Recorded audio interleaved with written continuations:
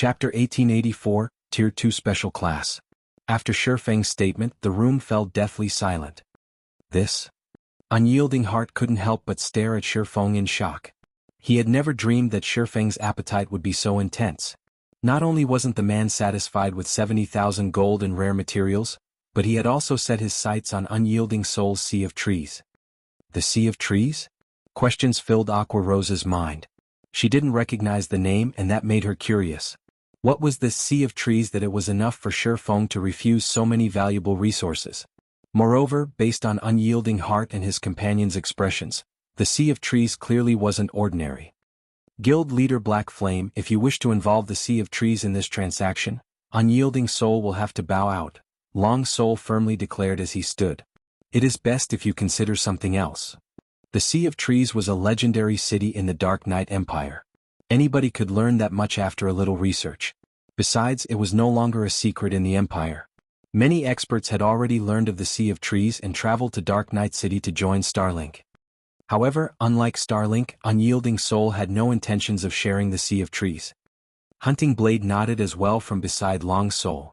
The Sea of Trees was far beyond Unyielding Soul's bottom line. Zero Wing must be dreaming if it thought it could demand a share of the profits in exchange for 2 dark gold set equipment. Don't be in such a hurry to refuse. Aren't you interested in what I have to offer? Long Soul's reaction didn't particularly surprise Shifeng. The Sea of Trees was a unique secret land, which had been created by the 6 great primordial elf kings. Like Primordial City, the Sea of Trees could provide players immense help, but the Sea of Trees primarily focused on magic research. Players could find many magic arrays that weren't available in God's Domain's NPC towns and cities. Players could also improve their grasp on magic arrays as well as their spell completion rates. Because of this, the various major powers in the past had placed heavy importance on the Sea of Trees. After the Sea of Trees activated, players would only be able to visit the city if they had a key. As a result, the city's entry slots were incredibly precious. However, as players continued to unlock more of the city's features, the entry conditions would loosen. In the end, the Sea of Trees had become one of the most famous NPC cities throughout God's Domain. Meanwhile, the Sea of Trees' most well-known benefit was its Tier 2 special class, Traveling Bard. As one of the few semi-support classes available at Tier 2, the class had the ability to boost teammates, although the Traveling Bard didn't command high DPS. A Traveling Bard could increase a 100-man team's combat power by at least 15%. This was why the various large guilds had valued this Tier 2 special class. Naturally, Unyielding Soul would have a greater advantage if it monopolized the class for as long as possible. It doesn't matter what you say. We won't budge on this matter, Long Soul growled resolutely. Unyielding Soul had researched the Traveling Bard class in detail, so they knew just how much help the class would provide to a team. As long as Unyielding Soul had Traveling Bard players, the guild could clear team dungeons far faster than other superpowers. As for Starlink and Crimson Emperor, who had also obtained keys to enter the Sea of Trees, neither would share their slots to ensure their advantage over their competition. What if I told you that I have a way to increase players' success rate of becoming Traveling Bards? Shifeng asked, chuckling. I know a little about the Traveling Bard class. I have heard that a limited number of players can class change into a Traveling Bard, 20 per week, I think? Moreover, I don't believe that Unyielding Soul is the only guild in the Dark Knight Empire that has acquired the keys to enter the city. How do you know this? Long Soul stared at Shifeng in shock. The matter regarding the city's keys should have been a core secret that only their 3 guilds knew. Players outside of the guild should only know that they could become Traveling Bards after visiting the Sea of Trees, but how could such a massive advantage exist without limit? There was indeed a player limit for the promotion quest. Only 20 players could acquire the class each week. Once that limit had been reached, players would have to wait 7 days before they could attempt the class change. Increase the class change success rate? Guild Leader Black Flame, do you really have a way of doing so? Unyielding Heart could not help his growing interest. Although 7 days wasn't a long time, it wasn't very short either. The various superpowers' main force members would surpass level 60 after 2 cooldown cycles. At that time, Tier 2 players would not be as much of a rarity. Fortunately, the Traveling Bard's value wouldn't lessen in that time, although the class would be most valuable during the first 2 cooldown cycles. Currently, the Dark Knight Empire's 3 main powers vied for these first 20 slots. If it were possible to increase the class change success rate, Unyielding Soul would have a massive advantage over its competition. Of course. Moreover, my method increases the success rate by at least 20%, Shifeng confidently explained. A 20% improvement? Unyielding Heart gasped. Although the Traveling Bard's Class Change quest was slightly easier than the usual Tier 2 promotion quest, that didn't mean it was easy. The expert's Unyielding Soul had carefully selected to attempt the class change only had a success rate of roughly 50%. If it were possible to increase that by 20%, Unyielding Soul could monopolize the 20 slots. The Sea of Trees initial entry slots are incomparably precious. Besides, how do we know that you're telling us the truth? Long Soul stated. I don't have any proof. It is up to you to believe me or not. I only want 10 entry slots into the city.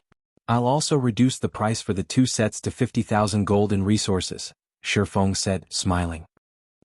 For a time Long Soul was at a loss for words.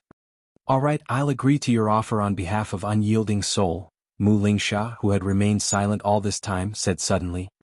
Miss Mu, what if he's just spouting nonsense? Long Soul tried to dissuade the woman. I don't believe that guild leader Black Flame would trick us. Furthermore, his understanding of the Traveling Bard class isn't inferior to ours in the least. This proves that he knows what he's talking about, Mu Lingsha said. Since Mu Lingsha was so determined, Long Soul had no choice but to nod silently.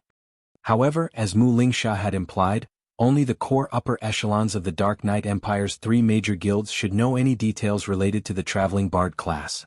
Information leaks should be impossible, yet Shifeng had revealed accurate information on the class. This proved that he indeed knew something. Alright, let us sign a contract then. Once Unyielding Soul's group had agreed, Shifeng revealed a contract he had prepared beforehand. He then filled in some of the blank areas of the contract before handing it to Unyielding Soul's representatives. The conditions were very simple. Unyielding Soul would give Zero Wing 10 entry slots to the Sea of Trees and 50,000 gold in rare resources. In return, Zero Wing would hand over the 2 Dark Gold set equipment and the information on how to increase the class change success rate for the Traveling Bard class. After both sides had signed the contract, Shifeng revealed his method to Mu Lingsha. In truth, the method was very simple. Learn how to produce magic arrays. As long as one could manufacture intermediate magic arrays, players would have a far easier time when attempting the Traveling Bard class change quest. Although the method was simple, nurturing players to the intermediate magician standard wouldn't be. Hence, Shifeng had only asked for 10 slots.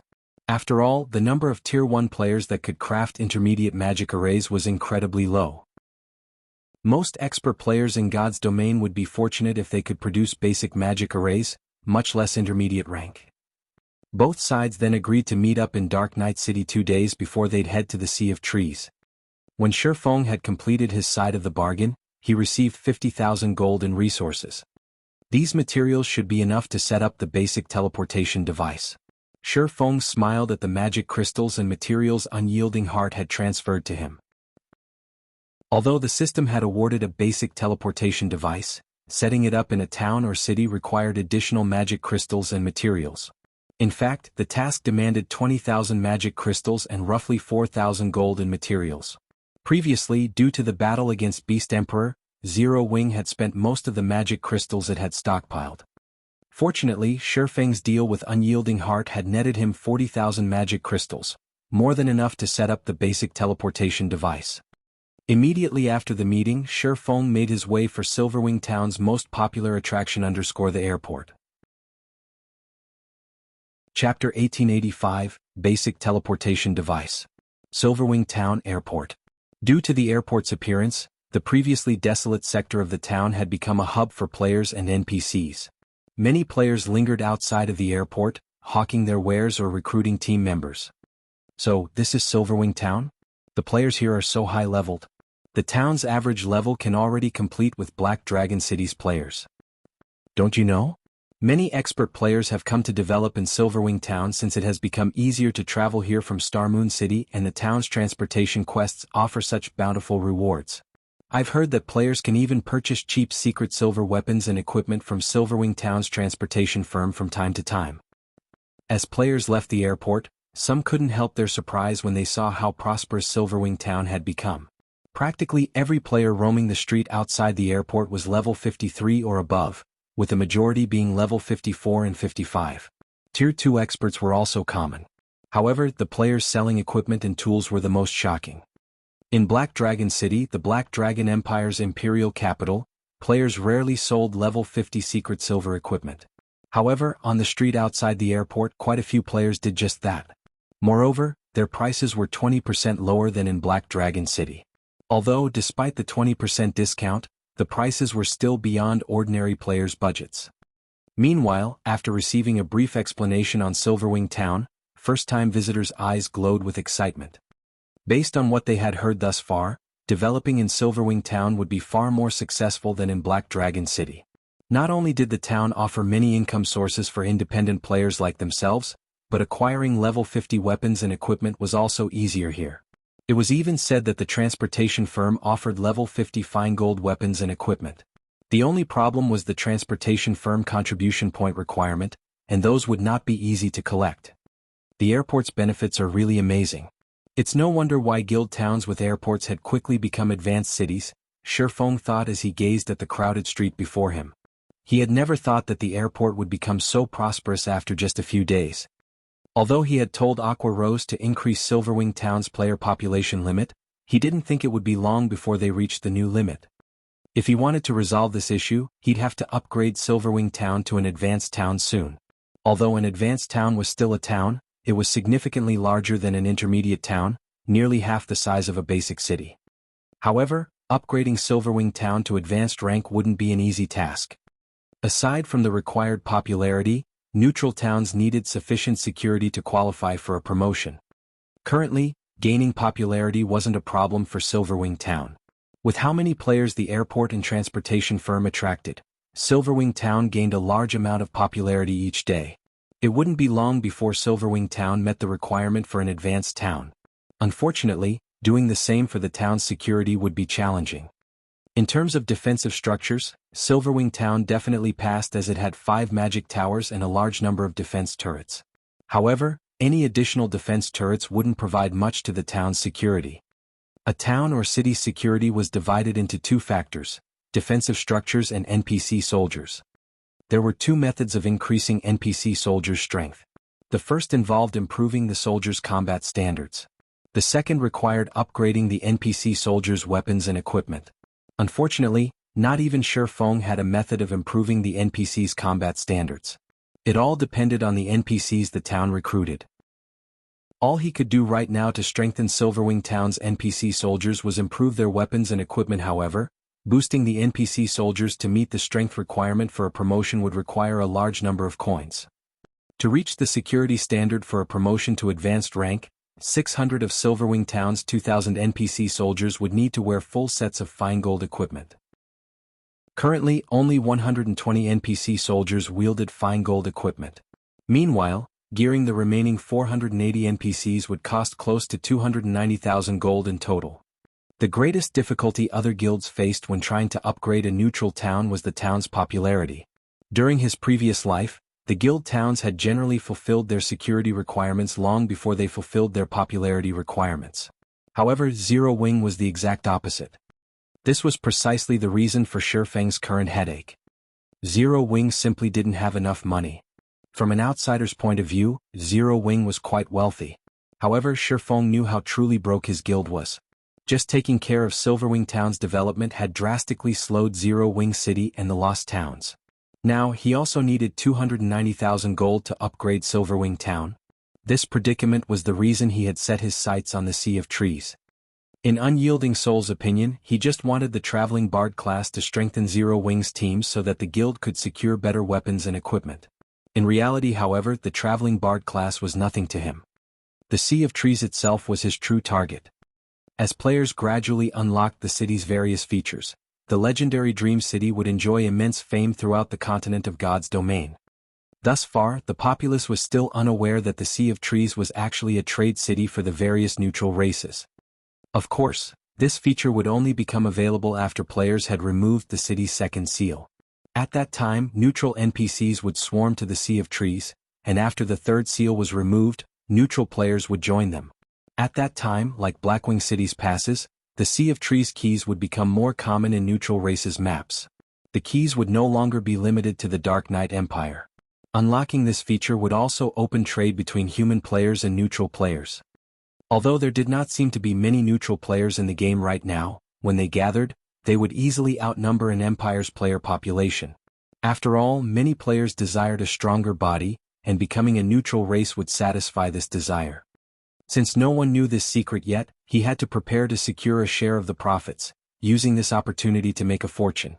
It wouldn't be long before the Sea of Trees' second seal was removed, and if he didn't take action quickly, the Dark Knight Empire's three main powers would claim the Dream City's benefits. However, gaining these benefits had a prerequisite. Coins. Lots and lots of coins. Thinking up to this point, Shifeng hurried towards a large, empty shop not far from the airport. This was one of the many shops Shifeng had left empty specifically for the airport. Immediately, Shifeng took out the basic teleportation device and a large number of materials from his bag. He then began to set up the device in the center of the shop's main hall. After working non-stop for 8 hours, Shifeng finally formed the necessary magic arrays and magic circuits, connecting them to the basic teleportation device. As he finished his work, he released a sigh of relief. The necessary magic arrays were not easy to form. Players needed a strong understanding of advanced magic arrays to do so. Creating the necessary magic circuits was even more complex. These magic circuits had to be connected to God's domain's ley lines. Normally, the task required 3 advanced magicians, but since he was Zero Wing's only advanced magician right now, he had to complete the task slowly. Fortunately, he had grasped the production process for advanced magic arrays. Otherwise, he wouldn't have been able to utilize the basic teleportation device at all. System. You have successfully connected the leyline magic circuit. Do you wish to activate the basic teleportation device? Activate. Chapter 1886, Prosperous Silverwing. In the quiet hall, the basic teleportation device activated, and magic arrays began to manifest on the ground. A short moment later, a silver threefold magic array appeared above the teleportation device, glowing with a dazzling light. The moment this threefold magic array appeared, the ambient mana rapidly gathered to the teleportation device. A pillar of silver light rose from the teleportation device, piercing through the ceiling and rising out of the shop. Every player in Silverwing Town could see the commotion activating the teleportation device had caused. As the silver light pillar rose beyond the clouds, it exploded. A silver light then rippled through the sky. In the blink of an eye, the ripple had enveloped all of Silverwing Town. Then, as quickly as it had appeared, the silver ripple vanished. What just happened? Was that some kind of magical attack? Isn't the airport in that sector? Did someone just attack the airport? As the light pillar and ripple disappeared, questions overwhelmed the town's players. Some curious players started to make their way towards the airport to investigate. Meanwhile, inside the large shop, Shifeng grinned as he looked at the operational teleportation device. If an airport could attract players to a town, boosting its development, then a teleportation device would bring abundant wealth. This was especially true for Silverwing Town, a town in a dangerous place like the Empire. Hopefully this thing's teleportation range is a little longer. Shifeng immediately inspected the teleportation device. In God's domain, teleportation devices' range wasn't fixed, even for devices of the same rank. The teleportation device's range varied based on its environment. Basic teleportation device's teleportation range could cover anywhere between 500,000 yards and 1 million. The range was vast enough to teleport players across a small leveling map. Meanwhile, the further the basic teleportation device could reach, the larger Silverwing Town's safe zone would be. After all, if enemy players attacked Zero Wings within the teleportation range, the guild could send reinforcements instantly. This was also the reason that other powers rarely attacked towns with teleportation devices. A single mistake could easily lead to utter annihilation. As Shifeng called up the basic teleportation device's attribute panel, the system revealed the device's statistics. Maximum teleportation distance: 710,000 yards. Maximum users at one time: 100 people. Teleportation cost: every 150,000 yards per person requires 1 unit of mana. 1 unit of mana for every 150,000 yards with a maximum of 710,000 yards? Not bad. Shifeng was relatively satisfied with the teleportation device's statistics. One magic crystal yielded between 100 to 130 units of mana. In other words, one magic crystal would be enough to teleport between 100 to 130 people across 150,000 yards. This cost was much lower than an ordinary teleportation magic array. For example, the teleportation house in White River City cost 1/5 of a magic crystal to teleport one player from White River City to the Twin Towers Kingdom, which was 20 units of mana or more. After inspecting the statistics, Shifeng transferred 20 NPC managers from the battle arena to the basic teleportation device. He also set this shop up as Silverwing Town's teleportation point. As for the usage fees, he had set it at 80 copper per 150,000 yards per person. Although the profits wouldn't be astronomical with this price, even ordinary players would find it acceptable. This would no doubt attract many players to the teleportation service, which would in turn generate massive income. At the very least, Silverwing Town's teleportation device would earn him more than the Secret Stone Fortress's teleportation service. Although the teleportation array in the fortress consumed far less mana than this teleportation device, the fortress's managers only received a portion of the profits after deducting the operation costs. Once Shifeng finished with the shop, he instructed his NPCs to open it to the public. Many players had already gathered on the street outside of the shop due to the airport, and after seeing the silver light pillar, even more players had joined the crowd. The moment the shop opened, a flood of players surged in out of curiosity. What's going on? Silverwing Town even offers teleportation services to nearby areas? I thought only fortresses have this kind of teleportation function. This is wonderful. Traveling into the Or Empire's inner region to quest is such a pain. Now that I can just teleport there, I'll save so much time. When the crowd of independent players discovered the teleportation shop's function, their eyes glistened with excitement. Although the teleportation price was slightly higher than that in the Or Empire's fortresses, it was still within ordinary players' budgets. Moreover, Silverwing Town's living standards were far better than that of teleportation fortresses. Not only was the town's mana density incredibly high, but it also had a battle arena, in which players could train. Silverwing Town even had the transportation firm, which offered high-ranked weapons and equipment. The services Silverwing Town offered were no match for teleportation fortresses. As news of the teleportation shop spread, thousands of players fought to use it. In the few minutes since the shop had opened, it had generated 10 gold in profit. The teleportation shop's money-making speed was simply frightening. At this rate, as long as there were enough magic crystals available to continue operation, generating 10,000 gold in profit would be child's play for the teleportation shop. Silverwing Town's teleportation device was even more lucrative than Zero Wing City's 4 towers of elements. Of course, Shifeng had expected this. There were already more players using Silverwing Town's teleportation service than those in Zero Wing City, which had decreased since the players who wanted to travel to the Or Empire had long since done so. Moreover, most players visiting the Empire were here to develop themselves. They'd likely remain in the Or Empire for some time.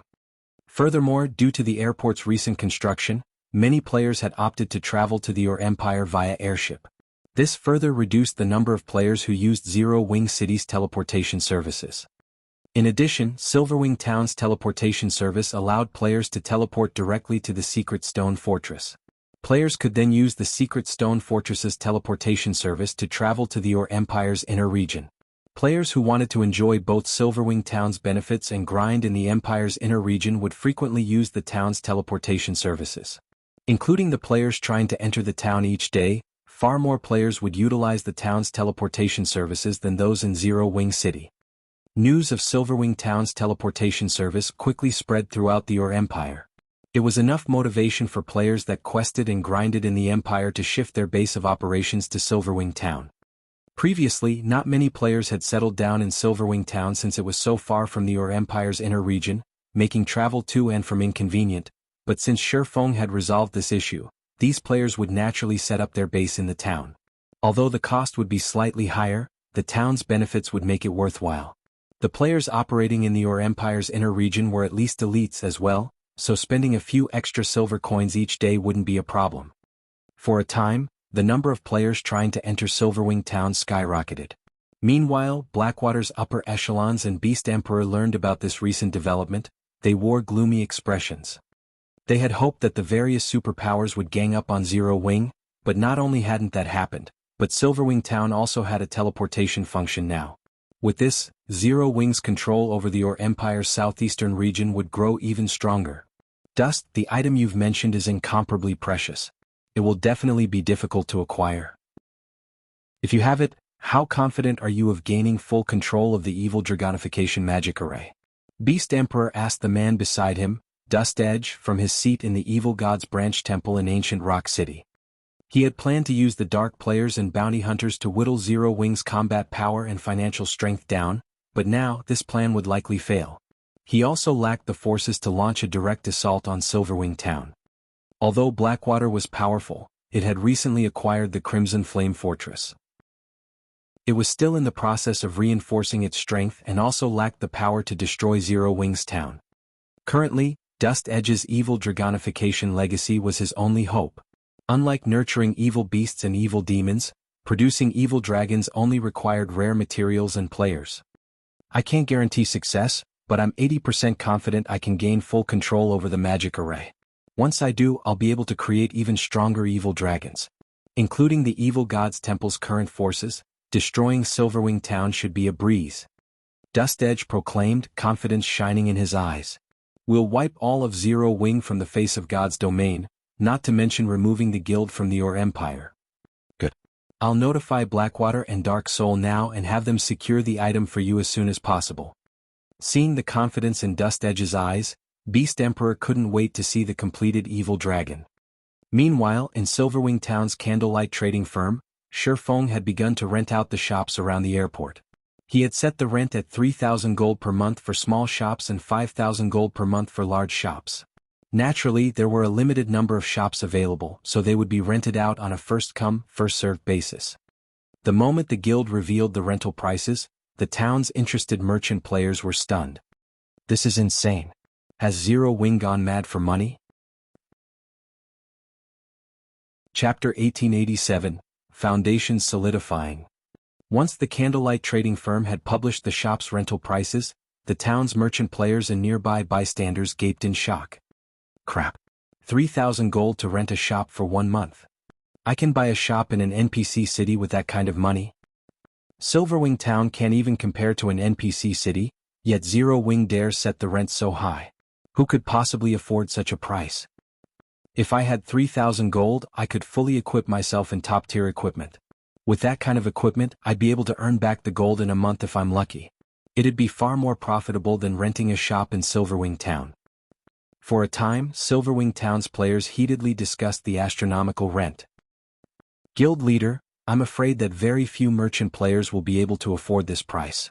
Many capable trading firms have offered to rent the shops long-term if we lower the price by 30% as well. Why don't we drop it just a little? Aqua Rose suggested from her seat in the second-floor hall. Truthfully, even she thought that Shifeng's price was a little too high. It might be acceptable for the shops in Zero Wing City since the city had over 5 million player residents. The city's merchant players would accept such a high rent.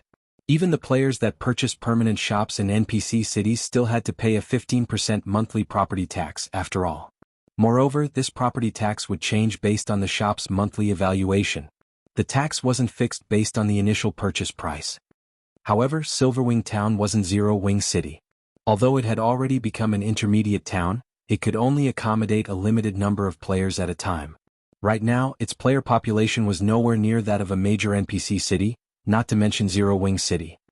Tell them that my price isn't that high considering Silverwing Town's current prosperity. If they refuse, we won't push the matter. However, I can't guarantee that the prices won't increase after another fortnight, Shifeng said nonchalantly. Silverwing Town was home to the treasure trove known as the Transportation Firm, which allowed players to purchase rare items. If players purchased these rare items before reselling them in other countries, they could make quite a profit.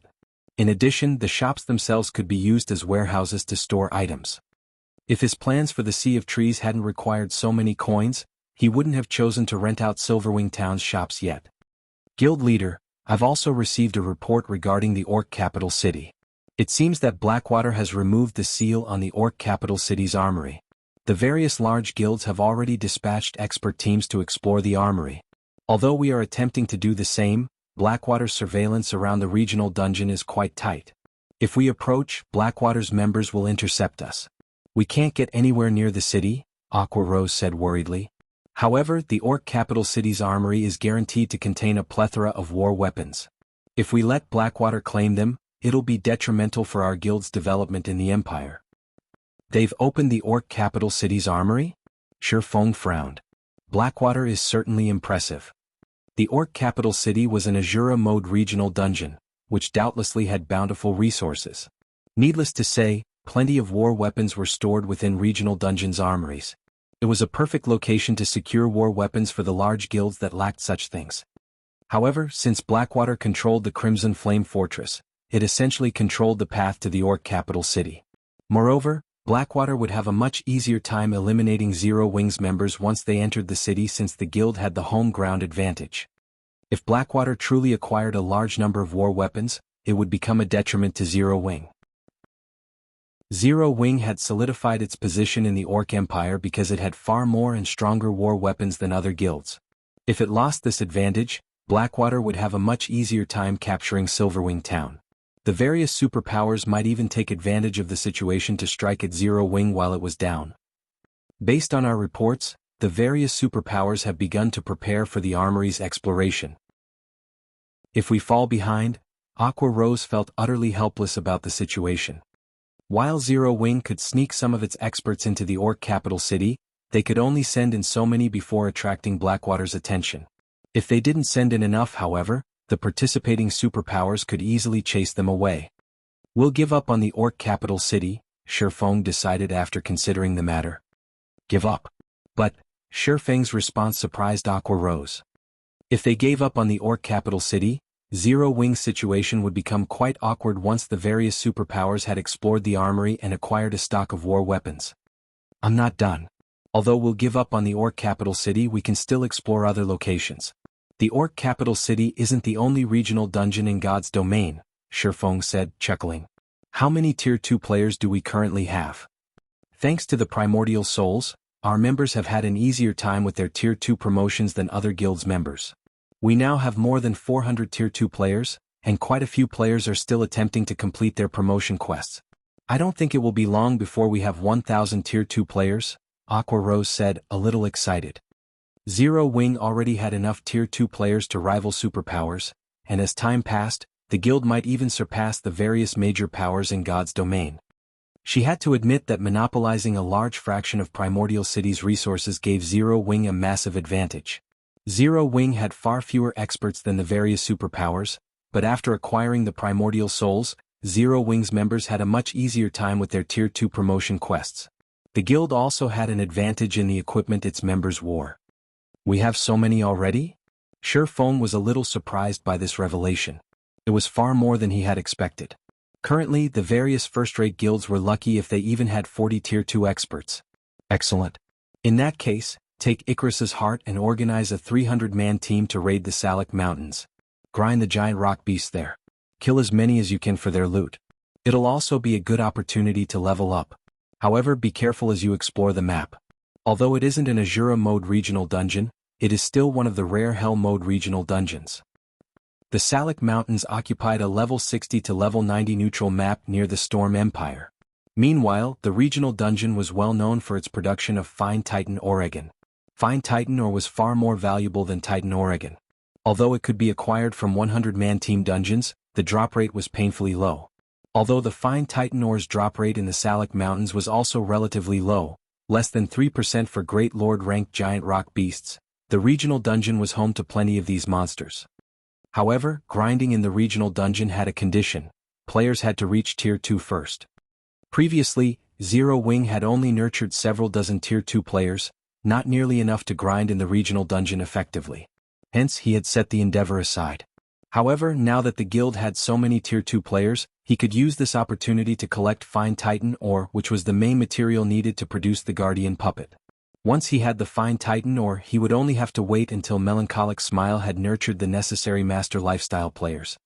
Shifeng's order left Aqua Rose a little confused. She didn't understand why he wanted to grind monsters so far from their territories, but since he had given the order, she had no choice but to accept Icarus's heart and do as he had told her. Meanwhile, all 20 of the shops Shifeng had offered had been filled after only a day. Of the 15 small shops and 5 large shops he had prepared, none were vacant. In the blink of an eye, Shifeng had earned 70,000 gold. This dumbfounded many merchant and independent players. They all wondered if the shop's tenants were crazy to spend so many coins on these shops. By the time the appointed date to set off for the Sea of Trees arrived, Shifeng had earned a total of 120,000 gold from Zero Wings territories and selling the materials he had acquired from the Ice Crystal world. Following which Shifeng took his money and 9 Tier 1 experts to the Dark Knight Empire's Dark Knight City.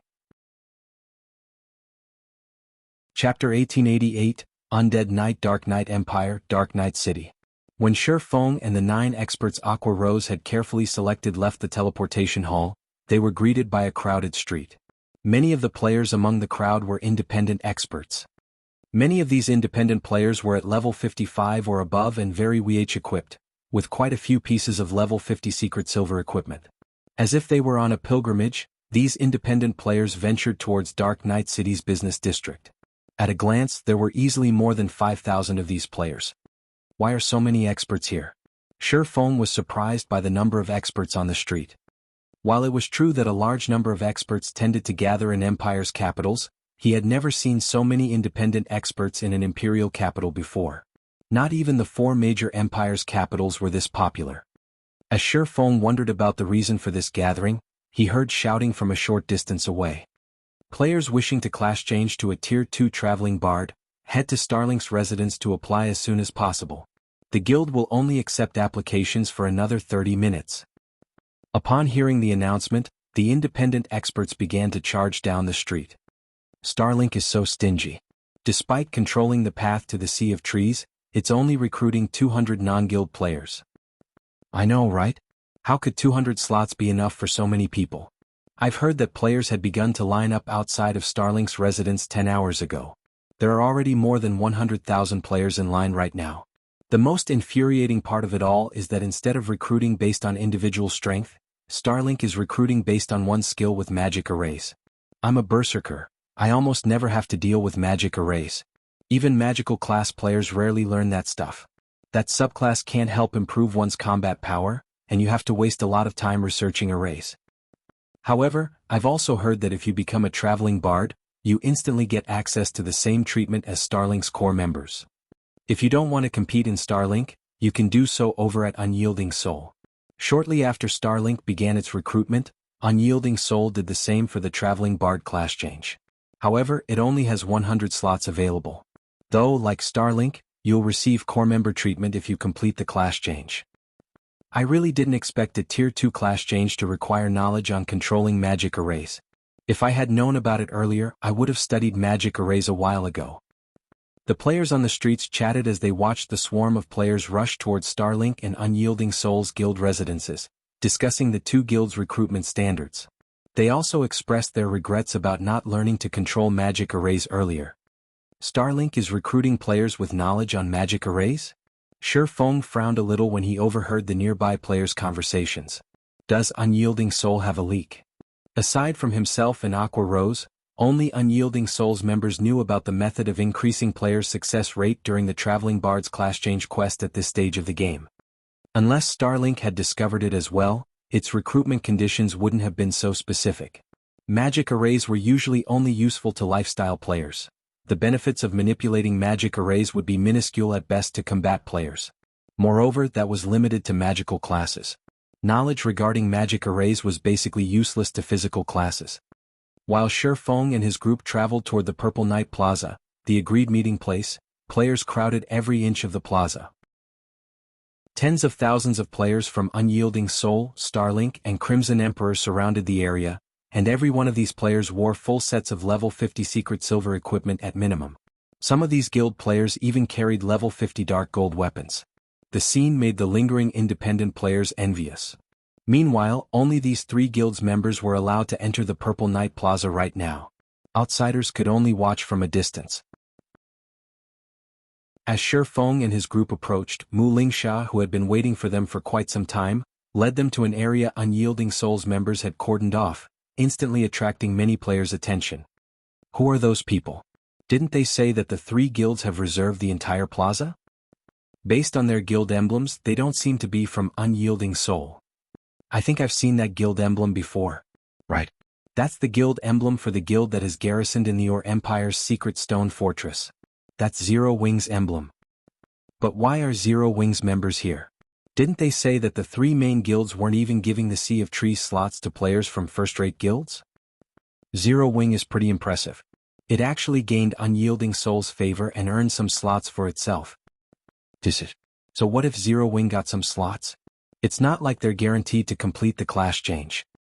As Shifeng led his team into the Purple Night Plaza, his 9 guildmates grew nervous. This was the first time they had encountered such a large group of experts. Of the tens of thousands of players in the plaza, all would be rare experts in a kingdom. With so many in one place, they radiated an immense pressure. Experiencing such a phenomenon would likely be rare for first-rate guilds' upper echelons.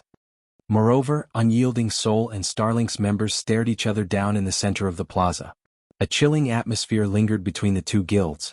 As for Crimson Emperor, their players seemed slightly more relaxed, but although the guild was acting like a spectator, it would take action if given the opportunity. Bright Dawn, I had truly never thought that you would betray the guild to join Starlink. Just what benefits did they offer you? Unyielding Heart hissed, rage flashing in his gaze as he glared at the indifferent man beside Lu Xingluo. The indifferent man carried a bone greatsword across his back. When Shifeng saw the indifferent man, he was stunned. This man was none other than Bright Dawn, Unyielding Soul's third vice guild leader. Bright Dawn was also a Tier 2 Undead Knight, given the title Undead Swordsman by the Secret Pavilion. In terms of strength, Bright Dawn was on par with Unyielding Heart. He had been one of Unyielding Soul's 3 main pillars. As far as Shifeng knew, Bright Dawn hadn't betrayed Unyielding Soul in the past, yet he had done so now. This wasn't the history he remembered.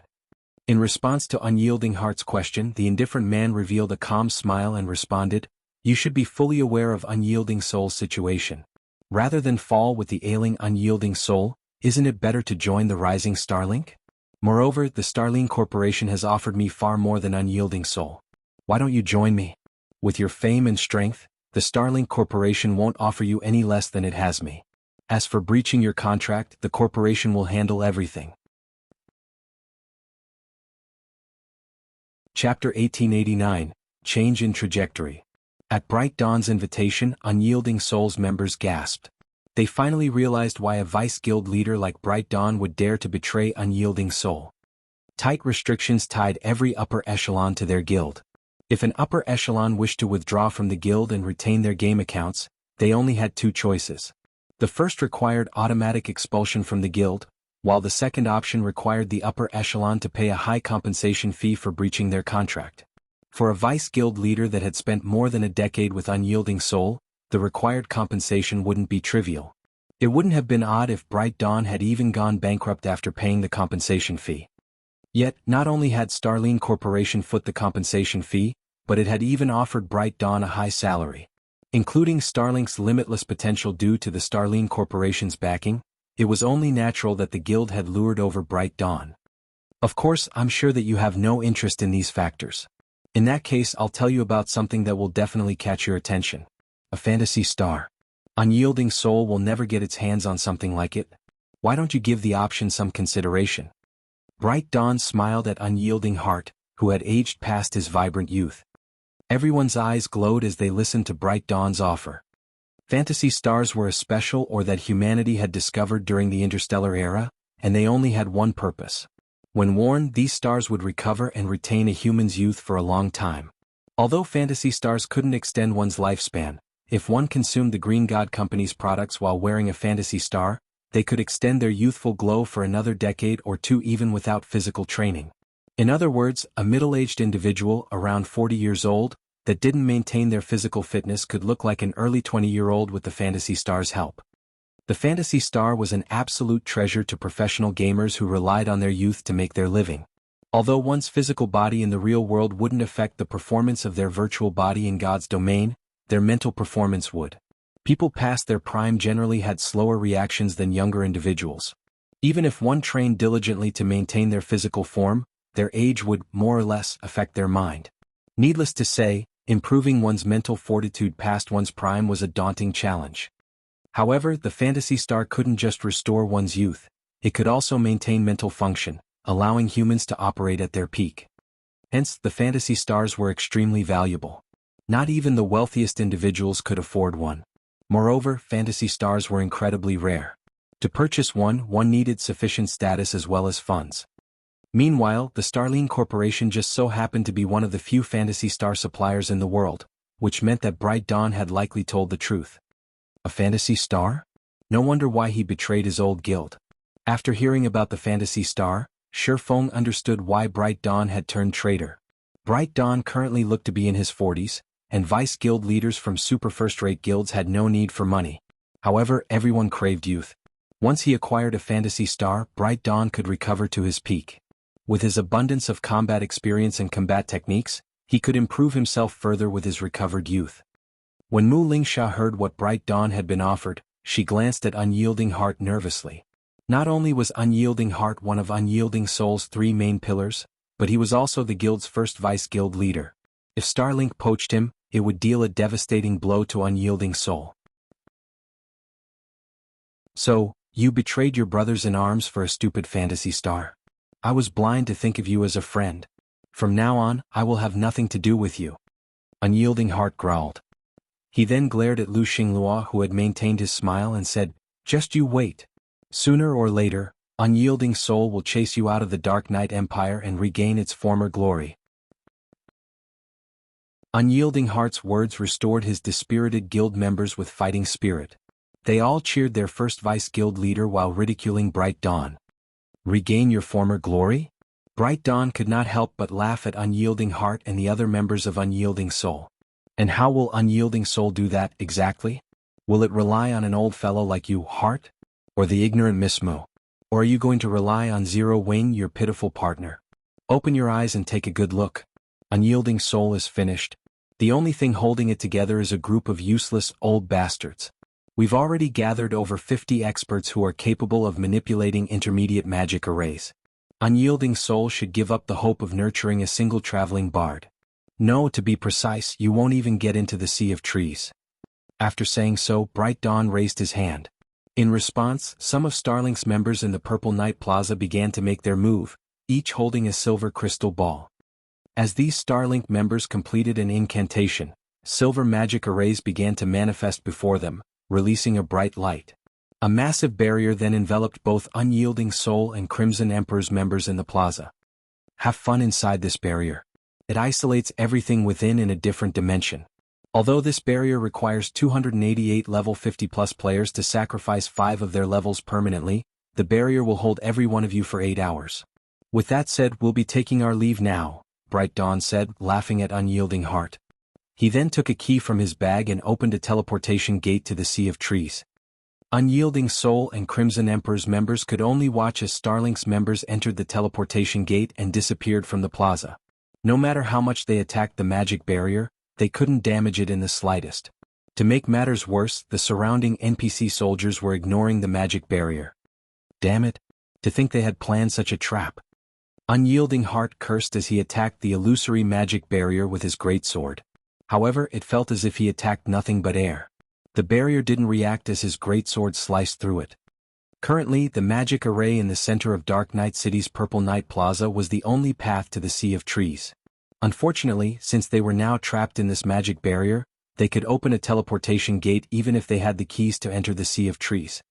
If they were truly stuck in this barrier for 8 hours, Unyielding Soul would fall behind Starlink. Starlink's players would likely complete at least 1/3 of their class change quests by the time they were freed. How were they supposed to catch up in that case? Meanwhile, Mu Lingsha glared at the barrier before her, clearly livid. Unyielding Soul had gone to great lengths to obtain the first clear of a level 50 large-scale team dungeon in the Dark Knight Empire, allowing the guild to catch a breather. However, if Starlink monopolized all 20 of the initial traveling bard slots, Unyielding Soul would suffer unimaginable consequences. After attacking for more than 2 minutes, Unyielding Soul's members gave up. They had no other choice but to wait until the barrier faded. Shifeng, however, approached the barrier step by step, his nonchalant expression seeming as if he were admiring the Purple Night Plaza's view. At the same time, he pulled a magic scroll from his bag. What is he trying to do? Does he plan to test the barrier as well? It's pointless. Both our guild's experts and those from Crimson Emperor have tried everything we can think of. What could one person from Zero Wing possibly do? The plaza's occupants watched Shifeng approach the barrier in confusion, including Unyielding Soul and Mu Lingsha. They had already expended a precious Tier 4 magic scroll to attack the barrier, but they had accomplished nothing. Even if Shifeng did the same, nothing would change. When Shifeng arrived before the barrier, he activated the Summon Guard scroll in his hands. Immediately, a golden-haired beauty in sacred robes appeared beside Shifeng. Destroy this magic array. Chapter 1890 You breaking the barrier in one hit. When the watching crowd saw the level 85 personal guard, they were dumbfounded. Destroy it. Unyielding Heart and the other Unyielding Soul members felt their anticipation melt away when they saw that Shifeng had merely summoned his personal guard. Meanwhile, Crimson Emperor's upper echelons couldn't help but laugh at the swordsman. Is that kid stupid? What is a Tier 2 NPC going to do in this situation? A woman in white robes among Crimson Emperor's members said as she shook her head. She had a tall, slender figure and radiated a mature charm. While Anna was no doubt the highest-leveled personal guard she had ever seen, Anna was still only Tier 2. She wasn't much different than the players trapped in the plaza. Magic arrays couldn't be destroyed simply by someone with a high level. Otherwise, a level 200 Tier 1 NPC should be just as capable of destroying a town's defensive magic array as a level 80 Tier 4 NPC. Unfortunately, that was not the case. In reality, a level 200 Tier 1 NPC would struggle to damage a defensive magic array, whereas a level 80 Tier 4 NPC would have no trouble doing so. This was the power of tiers. Not only did higher tiers provide quantitative transformations, but they also qualitatively improved one's power. This was the case for magic arrays as well. The higher ranked a magic array was, the purer its mana would be. Depending on the purity of the mana powering the magic array, the barrier could be as weak as paper or as tough as iron. Hence, Anna was only superior to Tier 2 players on a quantitative level. There was no difference in the quality of their strength. Since none of the players in the barrier had managed to deal any damage to it, Anna wouldn't be able to either. Vice Guild Leader Starling's trap is simply vicious. We have no choice but to sacrifice one of our players. We can have them pass the key to the guild leader to prepare another team, a level 57 Tier 2 Guardian Knight quietly suggested to the white-clad woman. The white-clad woman was none other than Illusory Words, Crimson Emperor's second Vice Guild Leader. Illusory Words had also been recognized as one of the 10 great clerics by the secret pavilion. Alright, get it done. Illusory Words nodded. There was a method to escape the magic barrier before its duration ended, although players wouldn't use this method unless absolutely necessary. That method was death. When players died, they'd automatically resurrect in the nearest graveyards half an hour after their death.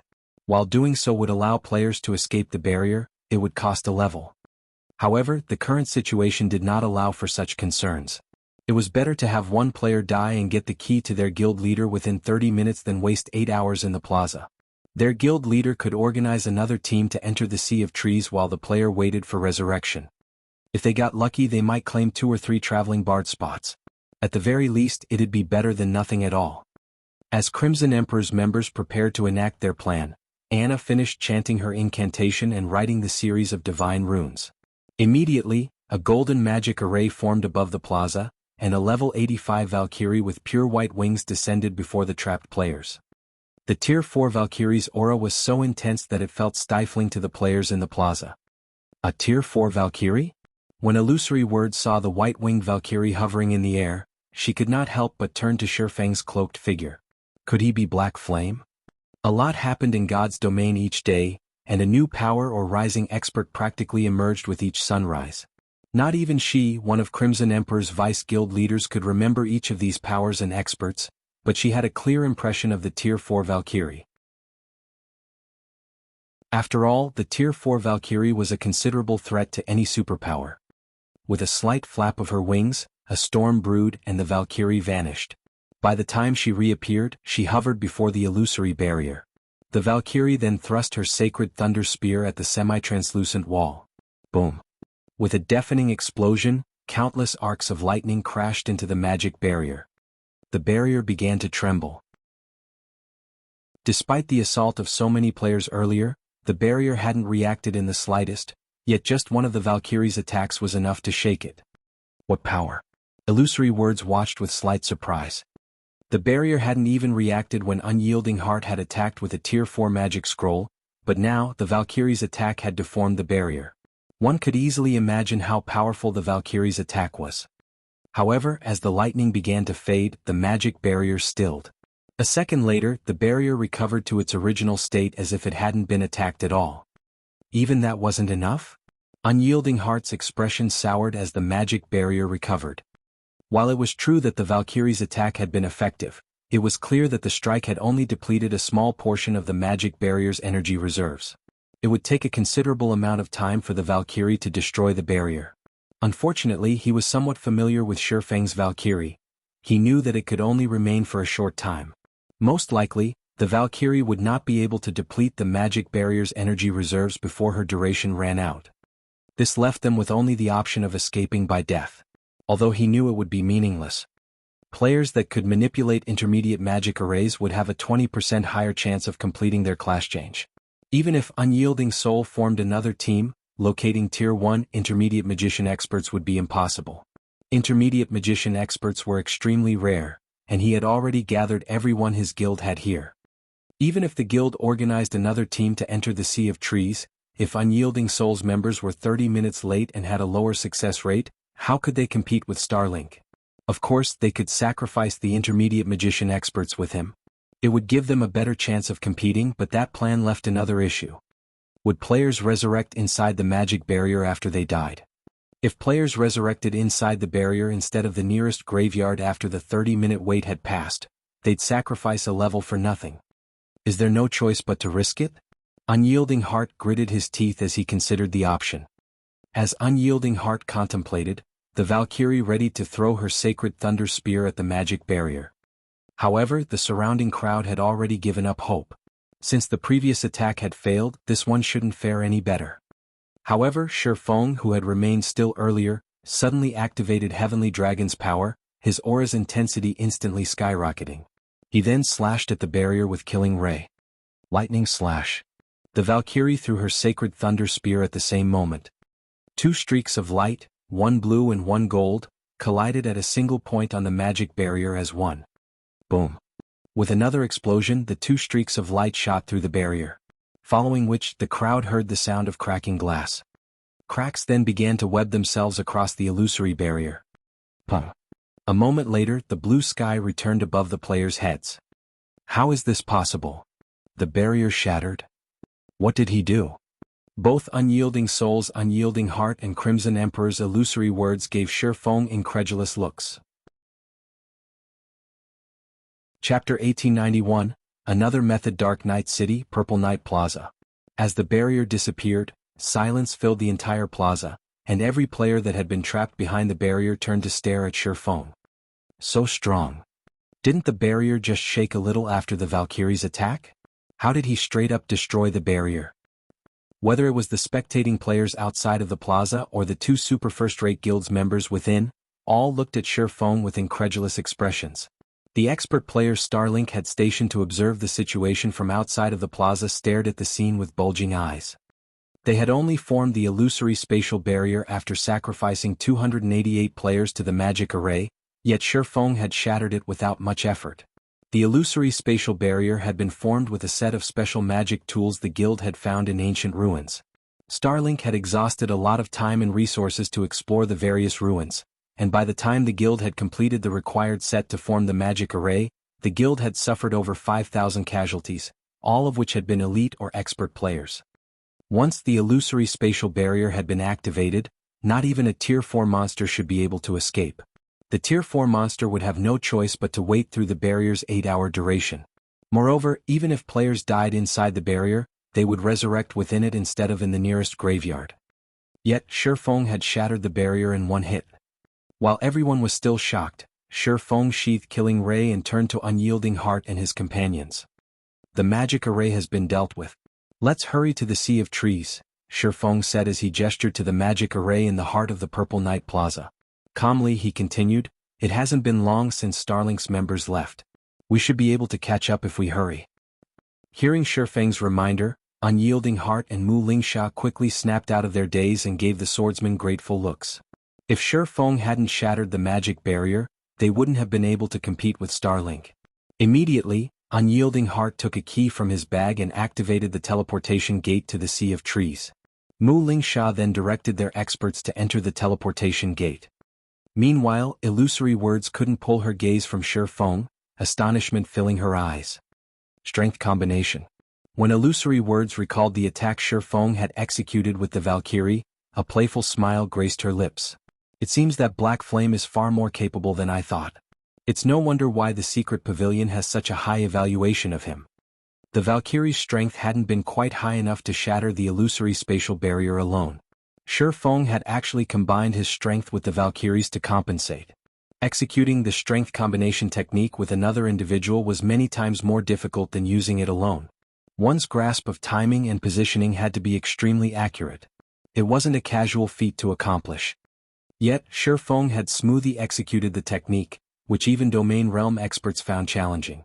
Although Shi Feng hadn't combined his full strength with the Valkyries, it had been enough to exceed the magic barrier's limit. Thus, the magic barrier had shattered.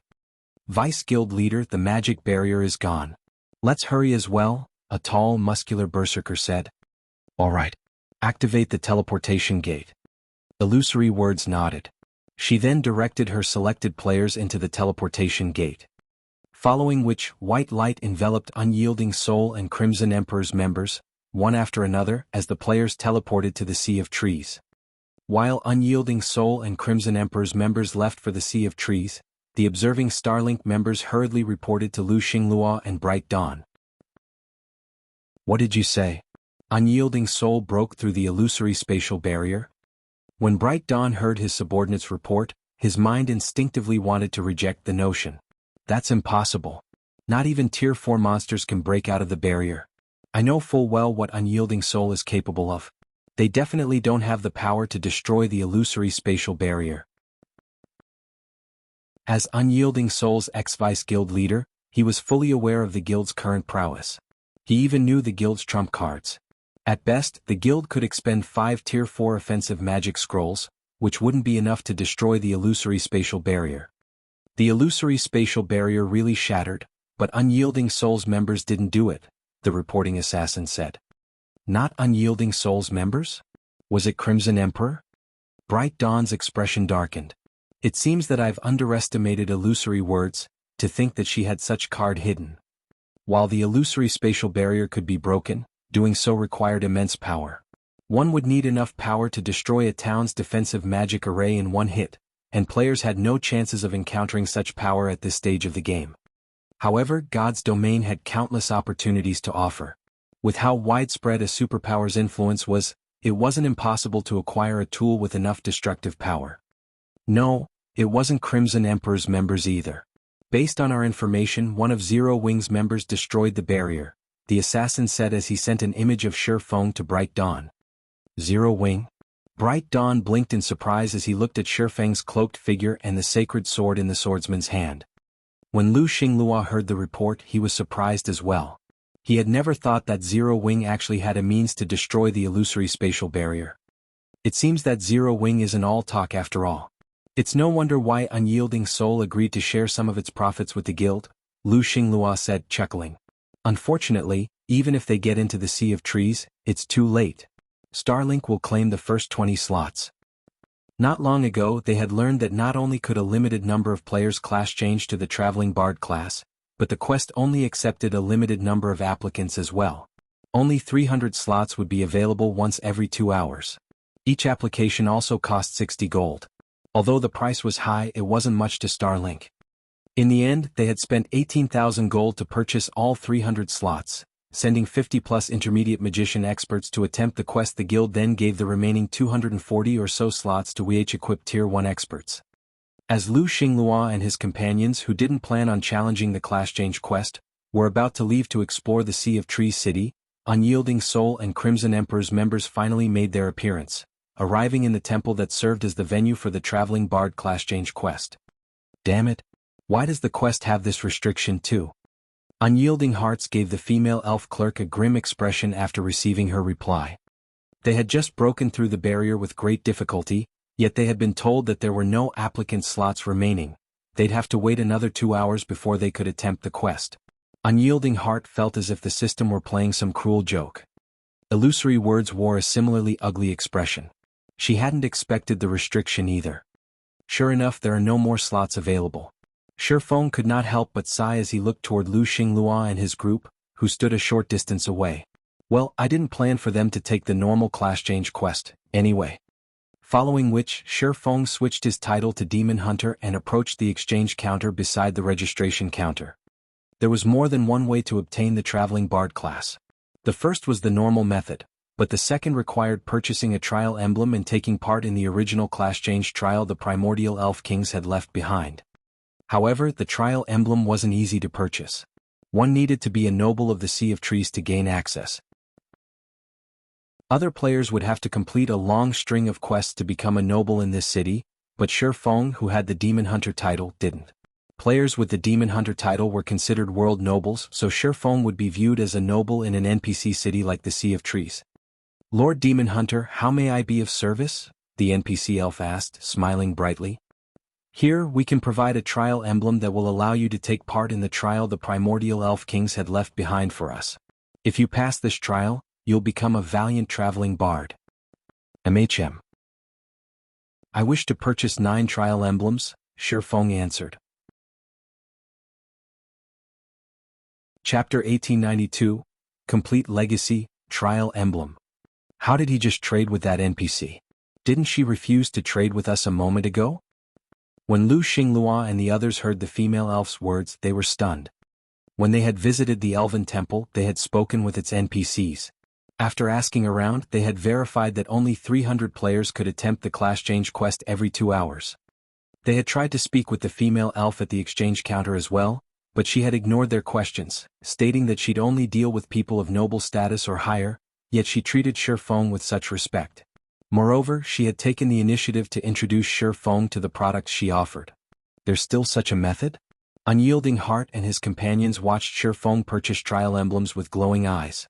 They had never expected Shifeng to have such access to the class change quest. So this is Zero Wing Sword King? Shifeng's display greatly surprised Illusory Words. The only guilds with a Sea of Trees teleportation key were Starlink, Unyielding Soul and Crimson Emperor. Hence, one could say that their guilds were the most familiar with the Sea of Trees. However, based on Shifeng's performance thus far, it was obvious that he knew even more about the Sea of Trees than they did. In fact, he even possessed a special status in the Sea of Trees. As the crowd watched, Shifeng spent 450 gold to purchase 9 trial emblems.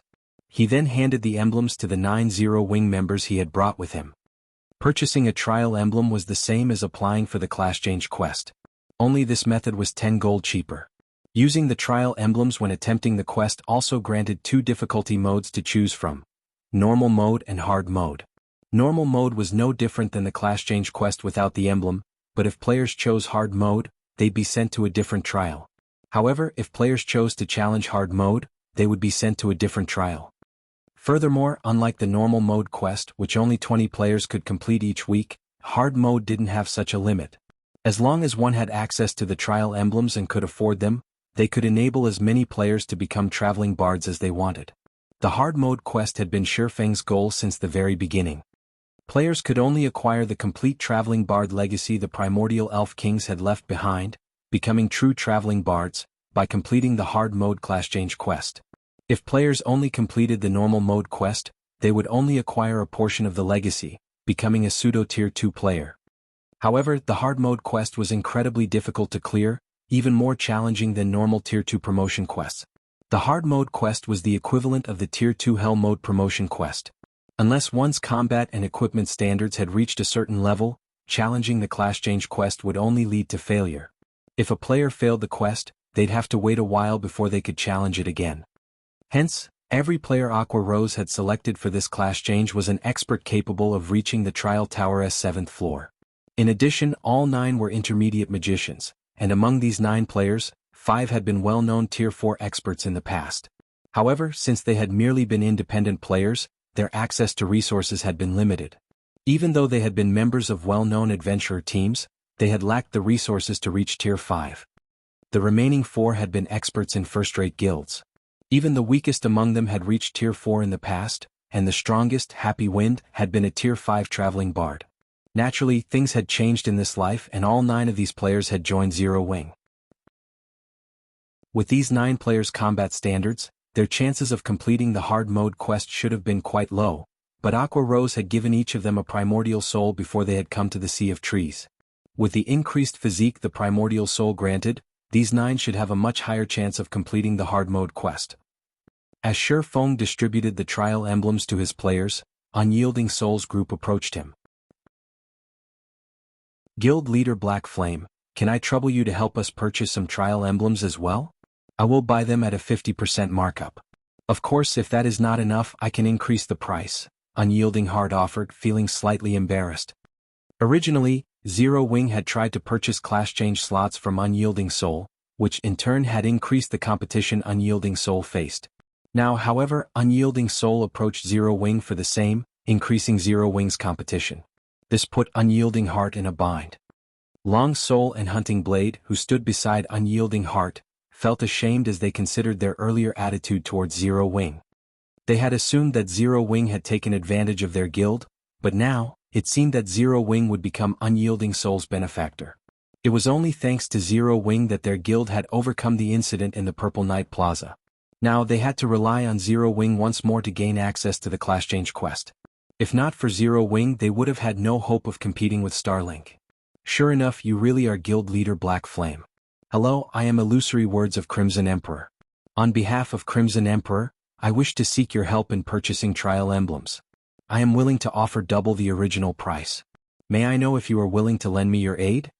Illusory Words asked gently as she approached Shi Feng.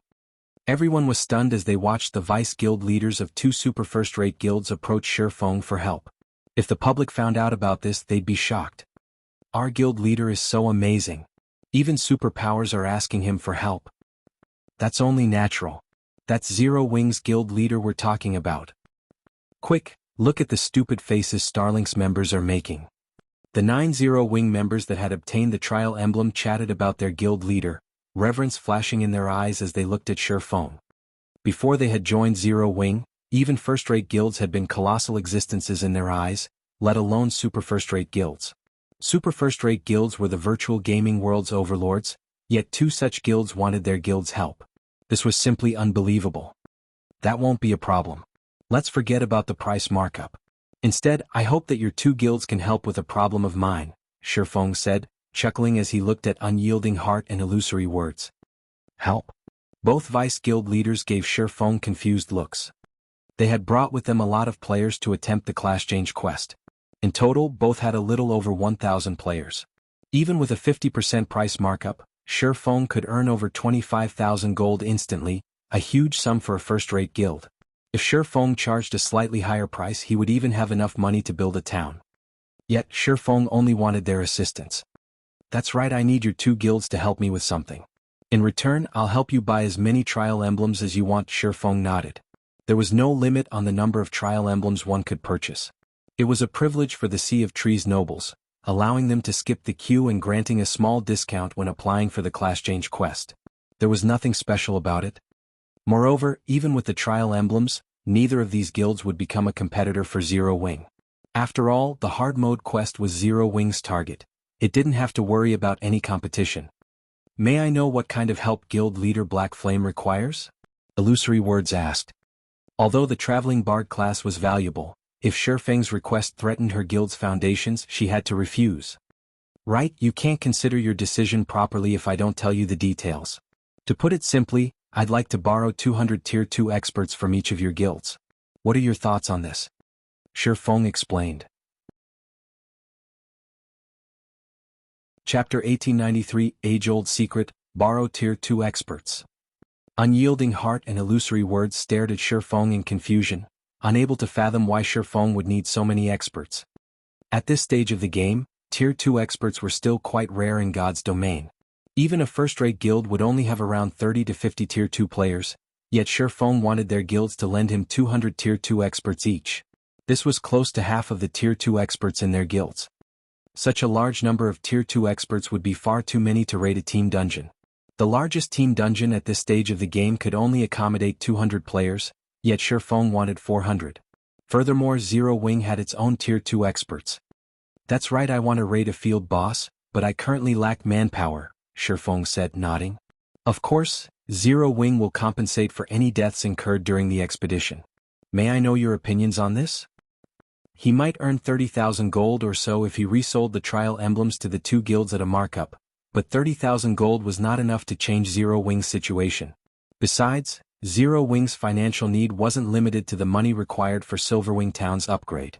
The guild also had to pay back the loan for the airport. In total, Zero Wing needed 500,000 gold. It was a significant sum even for a superpower. Most importantly, Zero Wing wasn't as wage off as everyone thought. While it was true that Zero Wing's members were improving their equipment and leveling rapidly thanks to the guild's expansion into the Ur Empire's southeastern area, there was a saying, "The nail that sticks out gets hammered down." Now that Zero Wing had secured a large fraction of the Ur Empire's benefits, the various superpowers watched the guild closely. The only reason they had not taken any actions was Zero Wing's war weapons and teleportation abilities. However, now that Blackwater had opened the Ur capital city's armory, it was only a matter of time before the various superpowers obtained a large number of war weapons or designs for them. If Zero Wing did not take any preventive measures now, the guild would suffer later on. Meanwhile, Shifeng had been nursing a headache over the last few days while trying to figure out a solution to this problem. Fortunately, an opportunity had just presented itself. He had planned to wait until Zero Wing had 1,000 Tier 2 experts before initiating the next step of his plan, but it seemed that he wouldn't have to wait that long. If he had the help of these two super first-rate guilds Tier 2 experts, he could definitely defeat the Void Serpent, a level 60 world boss. Although world bosses seemed like ordinary field bosses, they possessed a unique domain that prevented players from using external tools. Players had to rely on their own strength to face these world bosses. Hence, raiding world bosses was far more difficult than field bosses of the same rank and level. However, due to the extremely high raid difficulty, every world boss dropped impressive loot. World bosses also dropped some unique materials. Because of this, God's domain's countless powers had constantly challenged world bosses in his previous life. Guilds had still raided level 70 or 80 world bosses after players had reached level 200. Shifeng's interest in slaying the Void Serpent wasn't only because of its loot. The Void Serpent also held a secret that Shifeng wanted. Only with the Void Serpent's blood could players activate the greatest secret the Witch's Hill had hidden for several centuries, the Otherworld Gate. The Void Serpent was in a secret, underground temple in the Witch's Hill, and since the map was so large, locating the underground temple was quite difficult. The fact that the Witch's Hill was so far from civilization only made the temple even more difficult to find. As a result, the Void Serpent had remained hidden even after mainstream players had reached level 100 in Shifeng's past. Players had only learned of the Void Serpent after a party exploring the Witch's Hill had discovered the world boss. After news of the creature had gone public, guild teams had rushed to the underground temple to kill the Void Serpent. They then discovered the Witch's Hill's secret. Although the Otherworld Gate had been activated relatively late in the past, the various powers had still treated it like a priceless treasure. Within the Otherworld Gate, players had discovered an abundance of rare, precious materials, all of which were difficult to acquire in Starmoon Kingdom. Among the most notable materials was Void Silver. Void Silver was no less valuable than Mana Stone. Not only could it strengthen weapons and equipment, but it could also increase production success rates for forgers, engineers, enchanters, and alchemists by a large margin. The Otherworld Gate was also a good place to acquire level 50+ top-tier weapons and equipment for independent players. Hence, the Witch's Hill had instantly become Starmoon Kingdom's focus. If Shifeng could activate the Otherworld Gate now, Zero Wing City, which occupied the Witch's Hill, would become the most popular city in Starmoon Kingdom. Not only could Zero Wing rake in a fortune, but it could also acquire tons of rare materials, allowing the guild to grow rapidly. He had wanted to raid the Void Serpent for a while, but unfortunately, Zero Wing lacked the strength to do so. A world boss was not an easy raid, and he didn't have a quest to take advantage of, drastically weakening the Void Serpent as he had with the Flame Demon King. If he wanted to raid the Void Serpent, he'd need at least 1,000 Tier 2 players. Meanwhile, after pondering on Shifeng's suggestion for a short moment, both Unyielding Heart and Illusory Words nodded. "Alright, I'll agree to your proposal on Unyielding Soul's behalf," Unyielding Heart said. Although he did not know what Shifeng wanted with so many Tier 2 players, saving over 10,000 gold by lending the swordsman 200 experts to raid a boss was a worthwhile transaction. "May I know when Guild Leader Black Flame needs our players?" Illusory Words asked. "Naturally, the sooner the better," Shifeng said. My side will need some time to gather the necessary manpower.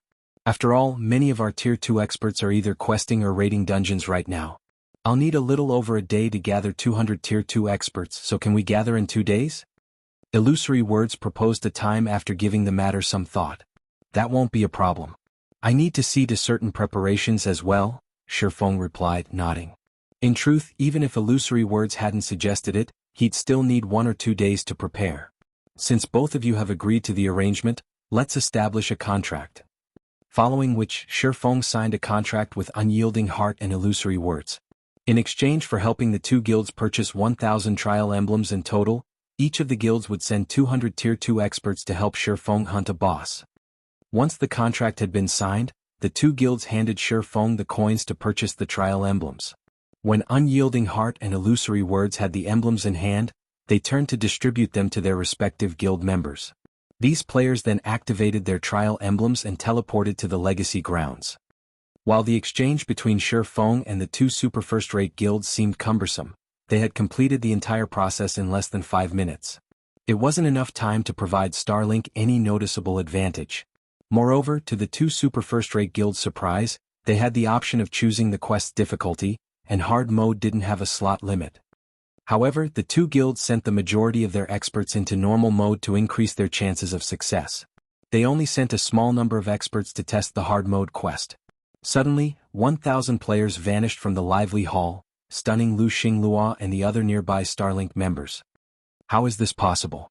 They ignored the application limit? Lu Xinglua's expression darkened as he watched Unyielding Soul and Crimson Emperor's members disappear. He then turned to Shifeng, killing intent flashing in his eyes. Black Flame. You dare to ruin my plans once again? Do you really think that I won't strike at Zero Wing just because you managed to partner with Unyielding Soul? 1,000 players. If these players participated in the Clash Change quest, it would severely affect Starlink's performance. However, Shifeng paid no attention to the killing intent Lu Xinglua directed at him. He simply glanced at the man before leaving the temple and heading for the city hall. They were in the Sea of Trees. If Lu Xinglua and his companions wanted to attack him here, they'd suffer the consequences, not him.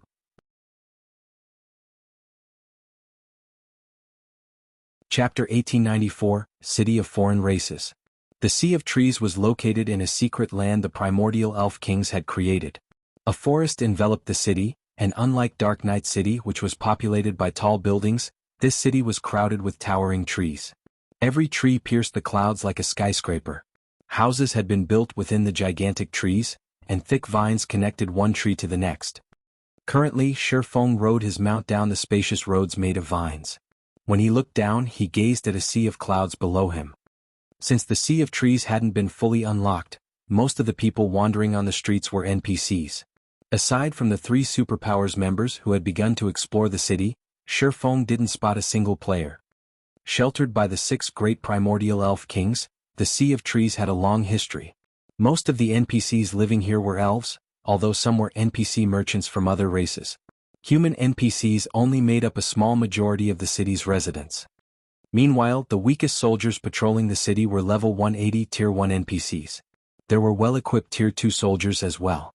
Each patrol squad was led by a level 200 Tier 3 knight.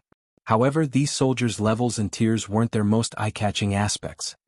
All of these soldiers wore ancient equipment engraved with advanced battle arrays. When the advanced battle array activated, the Tier 2 soldiers could even take down Tier 4 players. The patrol captain's equipment sported master battle arrays. With these patrol captains protecting the city, not even Tier 5 players would last long if they tried to cause trouble. According to the legends, the primordial elf kings had also left behind immortal guardians to protect their Sea of Trees. Although these immortal guardians were not Tier 6 existences, they had the combat power to face gods. If a Tier 6 player entered the city, the secret land would forcibly suppress them to Tier 5. Hence, on the continent of God's domain, the Sea of Trees security was even superior to Blackwing cities. During Shifeng's previous life, Tier 5 and Tier 6 players had frequently caused trouble in NPC cities, but none had dared to do so in the Sea of Trees. This was also the reason that the Sea of Trees had become the most well-known NPC city in God's domain, attracting tons of normal and neutral players. These players didn't have to worry about their safety while inside the city. After roughly 20 minutes, Shifeng arrived before the largest, oldest tree in the city. This primordial tree was both the Sea of Trees City Hall and the city's heart. There are so many foreign race merchants here already? As Shifeng approached the city's central district, he noticed many NPC merchants hawking their wares alongside the road. These merchants all sold rare goods such as magic scrolls, potions, materials, tomes, engineering tools, weapons, equipment, etc. The sight was dazzling. The 3 Superpowers members who had arrived before him browsed the goods with sparkling eyes.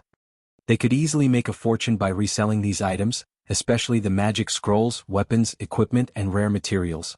Some merchants even offered Tier 2 magic scrolls and level 50 dark gold equipment. Only the items' prices were far higher than market value. However, the Superpowers members weren't fools. Rather than purchasing any of these items, they first investigated every NPC merchant's goods. They then proceeded to survey the central district, empty lands, and establishments, compiling the information to allow their companions in the city hall to make the best decision when purchasing the city's lands for their guilds. When Shifeng stepped into the city hall, the merchant players that represented the superpowers had already busied themselves with researching the lands and shops, carefully selecting which to purchase. Naturally, the 3 superpowers had sent these merchant players since they were more adept with business negotiations than the guild's upper echelons. Moreover, the merchant subclass allowed them to bargain for discounts and learn more from NPCs. But despite their expertise, these merchant players had headaches as they selected lands for their guilds. The Sea of Trees lands were just so expensive. Even the ordinary lands in the city's outer area cost between 7,000 gold and 15,000 gold, whereas lands in the city's inner area cost between 12,000 gold and 30,000 gold.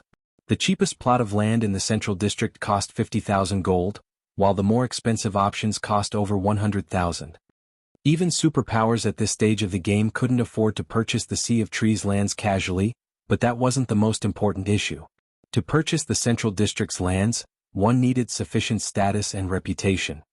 For the moment, they could only purchase the lands in the city's outer and inner areas, but since there were so many to choose from, they couldn't make a proper decision without further understanding of the city's layout. Lord Demon Hunter, how may I be of service today? A male elf in a suit and tie asked gracefully as he approached Shifeng. I wish to see some of the city's hotels and restaurants for rent, Shifeng said. All right, please follow me. The male elf bowed before leading Shifeng to a VIP reception room. As the elf led Shifeng to a reception room, the 3 superpowers representatives watched him leave the main lobby with astonished expressions. What's going on? How did he get an invite to a VIP room? We've already bought 2 plots of land and earned quite a few contribution points, yet we haven't earned such treatment? Clearly he's an idiot. He's actually trying to rent hotels and restaurants instead of purchasing lands. What benefit could he earn by doing so? They won't be profitable in the least. Many of the merchant players watched enviously as Shifeng was led to a VIP reception room, but the man's statement had also confused them. When players gained access to a VIP reception room, they also gained access to better benefits. Aside from refreshments and privacy, players would also be offered lands, which weren't usually available to the public, for purchase. Moreover, every one of those lands would be worth their price or more. In contrast, the lands offered in the lobby varied. Not every plot would be worth its selling price, and whether players made a profit or not would rely on them. Meanwhile, in the VIP reception room, the elf administrator quickly prepared a list for Shifeng. Lord Demon Hunter, here are the hotels and restaurants that are available for rent. However, these hotels and restaurants are located in the city's outer and inner areas. You will need 10,000 contribution points to rent those in the central district, the elf administrator explained. I understand. Shifeng nodded. He then lifted the stack of paper to inspect. Naturally, setting up a trading firm in a trade city like the Sea of Trees would generate a lot of profit. Aside from selling products, the shops could also serve as a warehouse for all kinds of precious materials and items that flowed into the city. However, unlike ordinary NPC cities, the Sea of Trees was slightly unique since it occupied a secret land. The Sea of Trees was similar to the holy city of Titan in that players could not remain in the city long-term. Once the sun set, players that hadn't rented a hotel room or purchased a private house would be automatically teleported out of the Sea of Trees. Furthermore, getting into the city wasn't an easy task. Even once the Sea of Trees had been fully unlocked, players would still need to expend a lot of effort to visit the city, especially ordinary and elite players. Unfortunately, purchasing a private house in the city was out of the question for most players. Not even large guilds' upper echelons could necessarily afford a private house here. Purchasing a private house in this city was even more expensive than setting up a shop. Most importantly, players needed a very high status and a ton of reputation points to buy one. Even expert players would need to quest in the Sea of Trees for a very long time to fulfill these requirements. Aside from private houses, players could stay in hotels or advanced restaurants. Of course, since shops had living spaces for players, they could own a shop as well. Only shops accommodated far fewer players than private houses, but how could many players afford shops just for the living space? As a result, the only options remaining were hotels and advanced restaurants. Needless to say, staying in these establishments was also quite expensive. Depending on the environment, accommodation fees could range from 50 silver to 5 gold per day. Even elite players would feel a sting from these prices. Meanwhile, if players rented the whole hotel or advanced restaurant, they would earn 20% of the profits. While the Sea of Trees was in its early stages, this was the best way to earn money. Moreover, renting these establishments cost far less than purchasing them directly. After reading through the list, Shifeng quickly set his sights on a few hotels and restaurants that had been particularly popular during his previous life. However, when Shifeng reached the final page and saw the small restaurant listed, he was stunned. What? Even this restaurant is available for rent.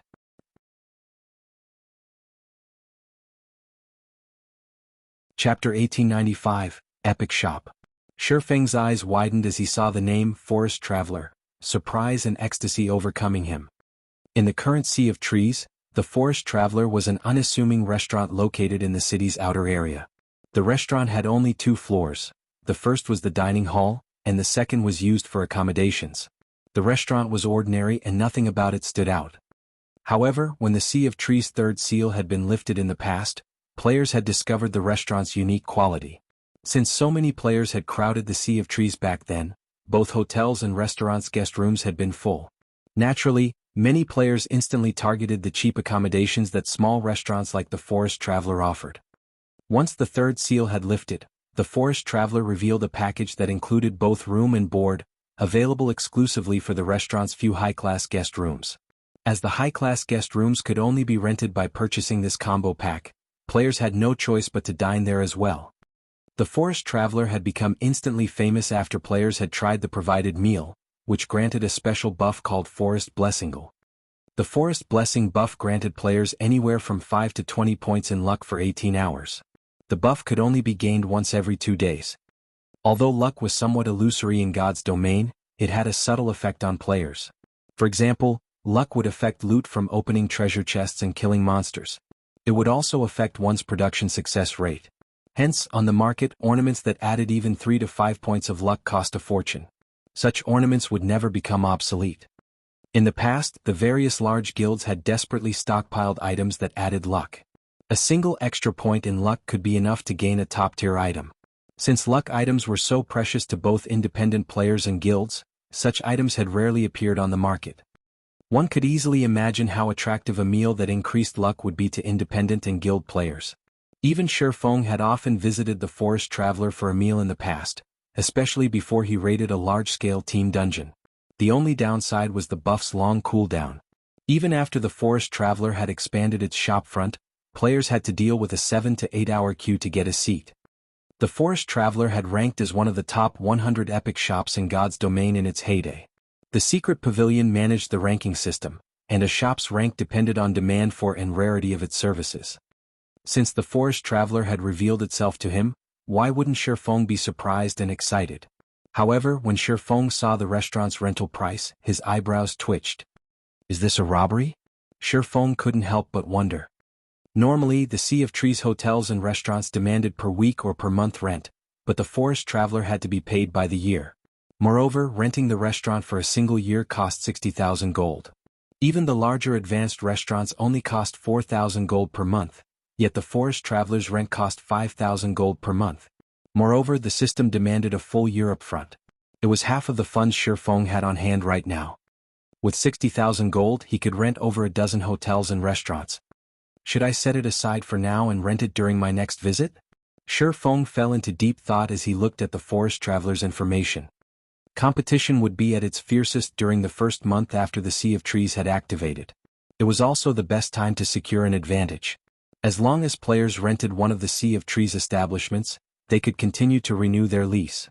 Unless players gave up their right to renew the lease, other players wouldn't have an opportunity to claim the establishment. However, if he rented the Forest Traveler now, he wouldn't have much left to rent other restaurants and hotels, but he had no guarantee that the three superpowers wouldn't discover these hotels and restaurants' importance before his next visit. If the superpowers had already realized these establishments' value, he'd have a far more difficult time renting a large number of them later. Fortunately, he didn't have to worry about losing the Forest Traveler since only he knew the restaurant's secret right now.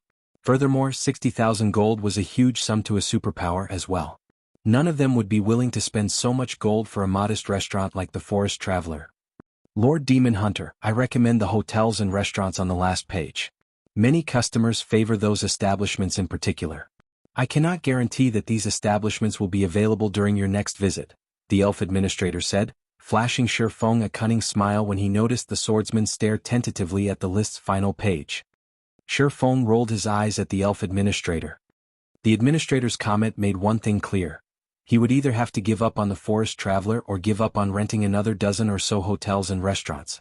Both options would rob Feng of profits. I'm interested in renting this Forest Traveler, but why must it only be rented by the year? Can it not be rented on a monthly basis?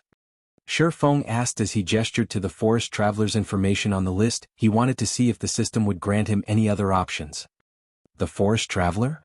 The elf administrator repositioned his glasses as he took a look at the list. Smiling, he explained, this restaurant has encountered some operational problems and urgently needs funding. That is why the owner had decided to rent the restaurant. We have suggested that the owner accept a monthly rent, but the owner is adamant about his decision. Due to your status, Lord Demon Hunter, the city is willing to help you negotiate altered conditions with the owner. However, each negotiation will cost a 1,000 gold fee. May I know if you wish to open negotiations? 1,000 gold per negotiation? The corners of Feng's mouth twitched. Feng was no stranger to negotiations. This was the precise reason that the three superpowers had sent their merchant players to purchase the city's lands, not their upper echelons. The higher ranked a merchant player was, the more ability they'd have to reduce an item's price. Some merchant players could even negotiate for price cuts by offering NPCs favorable conditions.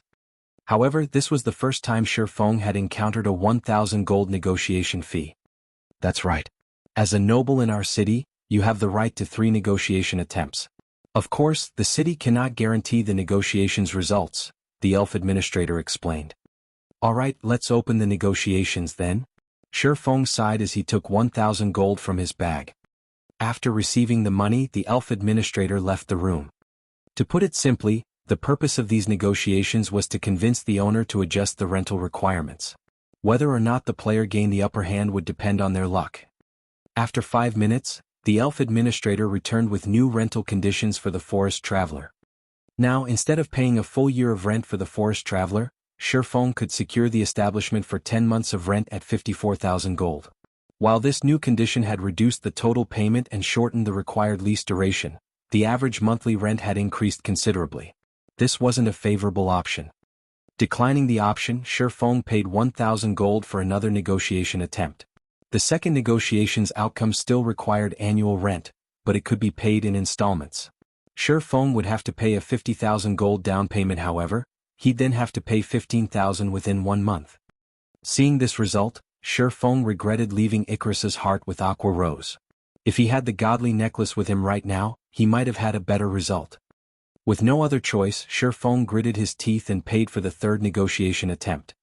If the conditions were still too stringent, he would have to give up on the Forest Traveler for now.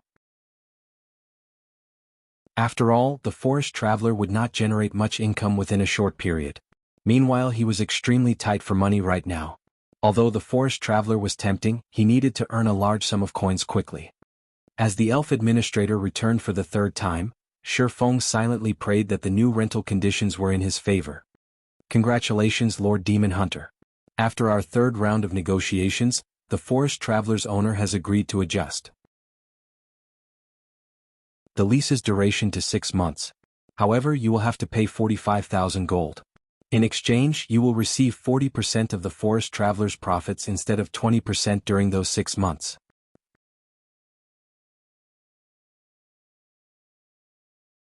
Chapter 1896, 2-Star Restaurant. Half a year and 40% of the profits for 45,000 gold? Shi Feng fell deep in thought after hearing the elf administrator's final results. Once the Forest Traveler introduced the meal that granted the Forest Blessing buff, the various major powers would visit before any major operation. However, as the restaurant's business was limited by its size, and its overall income wasn't much more than a large hotel's, players would only gain the Forest Blessing buff when they ate the food that provided the buff in the restaurant. The food would not grant the buff if consumed elsewhere. Hence, Shi Feng had considered giving the Forest Traveler up, selecting a dozen or so ordinary restaurants and hotels instead. However, the Forest Traveler's latest conditions were far better than they had been, especially the 40% profit sharing. This would grant him twice as much income as normal from the restaurant. With the Forest Traveler's advantage, it could generate enough income to rival a dozen or so establishments. Alright, I agree to the owner's conditions, Shi Feng said after giving the matter some thought.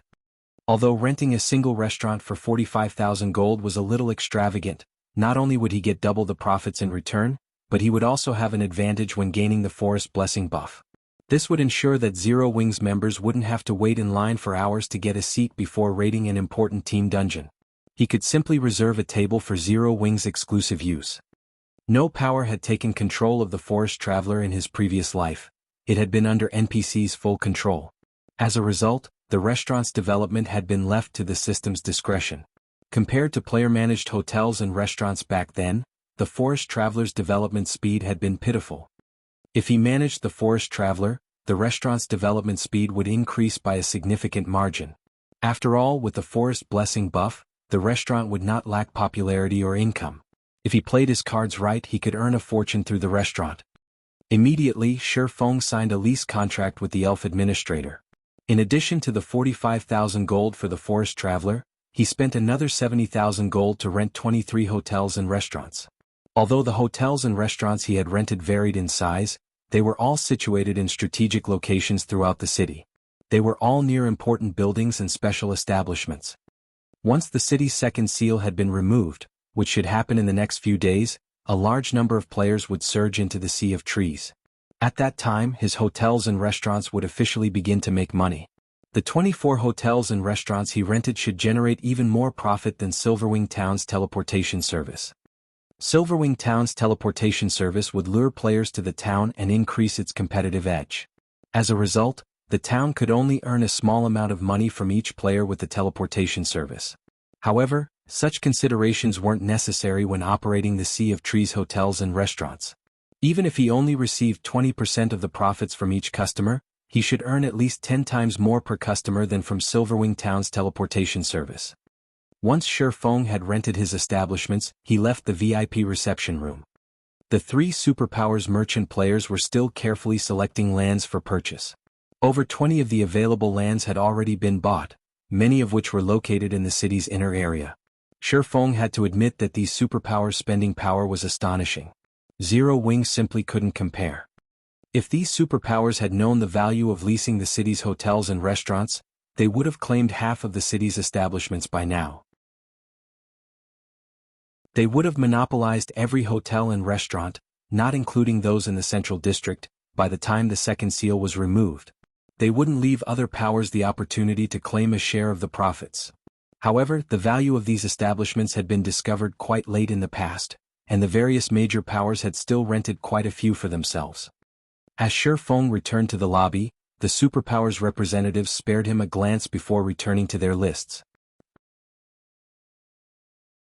Now that my business here is done, I should take a proper look at the Forest Traveler. After glancing at the other players, Shi Feng left the city hall, making his way towards the Forest Traveler. He was not interested in competing with the 3 superpowers over the city's lands in the slightest. His lack of reaction wasn't due to a lack of interest in purchasing the city's lands, but because he didn't qualify to do so. Purchasing a plot of land and setting up a shop here would easily cost more than 10,000 gold. Although these shops would pay for themselves in the long run, he currently needed his money. He could not afford such long-term investments right now. After riding his demonic flame tiger for half an hour, Shifeng arrived before a two-story restaurant near the edge of the city. This area wasn't as lively as the central district as there were only a dozen or so NPCs roaming the street. Meanwhile, the street's few shops only sold groceries, and the highest-class building was a three-story smithy. Smoke swirled out of the smithy as the sound of metal on metal echoed down the street. The view here was one of a kind. A sea of clouds enclosed the district, and flying beasts occasionally soared by. Due to the refreshing scenery, many leisure players would settle here long-term. Sure enough, business here is bleak. When Shifeng entered the Forest Traveler, he noticed that, aside from the restaurant owner and two staff members, there was nobody inside the restaurant. The two waitresses were members of foreign races. One was a female catkin with cat ears and tail, while the other was a female foxkin with a pair of pointed ears atop her head and a bushy tail. The restaurant owner was a long-haired elf, but unlike most elves, the man was burly. He looked like a nature bomb shield warrior or berserker. Based on the scars gracing the elf's arms and neck, it was clear that he had once been an adventurer. "Welcome, Lord Demon Hunter. Thank you for renting our restaurant. I am Joseph, the owner of this establishment," Joseph the elf said respectfully when he noticed Shifeng enter the restaurant. "May I know what business you have here?" When the two half-beast women saw Shifeng, they nervously lowered their heads. They did not even dare to look Shifeng in the eye. Of course, Shifeng didn't find this strange. Although the Sea of Trees was a trade city that welcomed both humans and members of neutral races, the secret land that contained the Sea of Trees was still within the Dark Knight Empire's borders. Meanwhile, humans weren't generally friendly towards other races. Hence, surviving in the Sea of Trees wasn't easy for them. The half-beast women couldn't afford to provoke nobles in particular. A single mistake could even result in their enslavement. "I wish to see all of the information available on this restaurant. Can I trouble you to prepare it for me?" Shifeng asked. Although he had rented the restaurant, he only had partial management rights. This was the case for other NPC-operated establishments as well. It was impossible for players to acquire full management rights over an NPC establishment. Players could only gain full rights over the establishments and lands sold at the city hall. "All right, please wait a moment," Joseph said. A short moment later, Joseph returned with a thick tome. He then set the book before Shifeng. "Amazing. This restaurant has 2 master cooking recipes. It's a pity that the required materials are so rare. The shopfront is also the cheapest variety. It's no wonder why business is so terrible." Shifeng was surprised as he read the restaurant's information. Many players in God's domain had chosen the chef subclass. Not only were chefs capable of creating delicious dishes, but some of those dishes also provided additional effects, such as temporary attribute increases. Master dishes, in particular, provided significant attribute boosts, high enough to rival the effects of master potions. Although players could cook master dishes after becoming master chefs, producing one of these dishes was actually quite difficult. The first issue was the lack of recipes. Even a master chef would struggle when concocting a master cooking recipe. In the past, 8 out often basic master chefs lacked a master cooking recipe. The second issue was the lack of materials. Yet, the Forest Traveler actually possessed 2 master cooking recipes, which gave it an advantage over larger restaurants. Unlike the Forest Blessing meal, these master dishes would still be effective when consumed outside of the restaurant. Meanwhile, the attribute increase they provided was even superior to master potions. Both dishes would see very high demand. If he could mass-produce the dishes, he could make a fortune. When Shifeng inspected the restaurant's shopfront, he noticed that the Forest Traveler already met most of the conditions for its upgrade to a 2-star restaurant. All it lacked was sales. However, even NPCs weren't willing to visit the area. How could the restaurant earn an income without any customers? If the restaurant wanted to attract NPC customers and increase its sales, the easiest way to do so was to upgrade the shopfront. Only, upgrading the shopfront would require 1,500 gold. The thought of gaining a 2-star restaurant tempted Shifeng. Immediately, he chose to upgrade the shopfront. Suddenly, the system deducted 1,500 gold from the 3,000 plus he had remaining in his bag.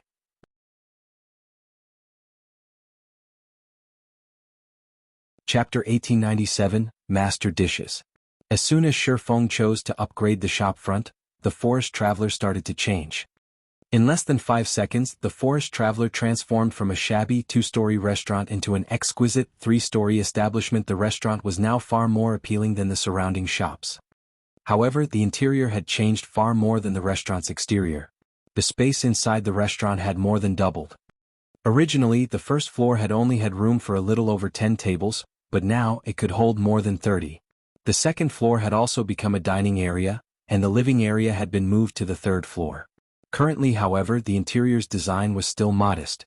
Shifeng would have to spend more gold to decorate the place. Next, I have to figure out how to lure customers here to increase the restaurant's business. Shifeng nodded in satisfaction at the new forest traveler. Although he had to pay for the restaurant's upgrade with his own money, now that the restaurant's quality had improved, he could charge customers more. At the same time, the restaurant's increased size could hold more customers at one time, increasing profits further. However, Shifeng was more concerned with the 2 master dishes. One of the 2 master dishes was drunken tiger meat, while the other was called frozen bone soup. When consumed, the drunken tiger meat increased players' strength by 10% for 6 hours. As for the frozen bone soup, it increased players' intelligence by 10% for 6 hours. Neither dish had a cooldown. Hence, even if the buffs were removed by a skill or death, players could consume another dish to regain the benefits. To physical and magical class players, a 10% increase in strength or intelligence would provide a significant boost to combat power. Moreover, the 2 dishes' effects could stack with similar potions.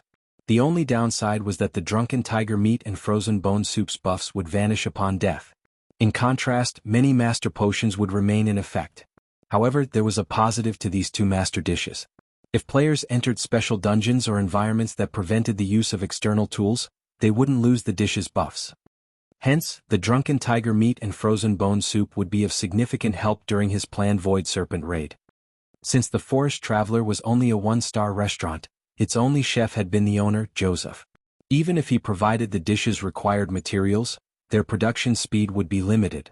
Now, when Shifeng examined the restaurant's menu, he saw that the drunken tiger meat only needed 10 minutes to cook, while the frozen bone soup only required 8 minutes.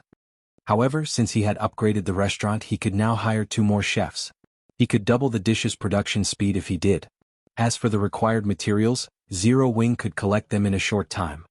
Following which, Shifeng called up the Forest Traveler's system interface. In no time at all, he managed to hire 2 more chefs and 8 more waiters. He then reopened the Forest Traveler for business. Less than 5 minutes, the restaurant welcomed its first NPC customer. Although the promotion was as effective as he had hoped, it was tolerable. In God's domain, a leased restaurant didn't only earn an income from player customers. It could also earn money from NPCs. Only the profit sharing for income from NPC customers was much lower, only 1/4 of that from players. However, while this amount seemed insignificant, NPCs provided daily income. As the restaurant's star rank and size continued to improve, it would generate more income from NPCs. Currently, the Forest Traveler was a 1-star restaurant and could only earn about 3 to 10 gold from NPCs each day. However, once it became a 2-star restaurant, it could earn around 30 to 100 gold per day from NPCs. Most importantly, the restaurant would gain more master cooking recipes. The restaurant's accommodations would become higher quality as well. Players didn't determine accommodation fees in the Sea of Trees. Rather, the system would set a price based on the hotel or restaurant's size, star rank, and popularity. The minimum accommodation fee for a 1-star establishment in the city would be 50 silver, while the maximum was 1 gold. For 2-star accommodation, the minimum price was 2 gold, while the maximum was 5 gold.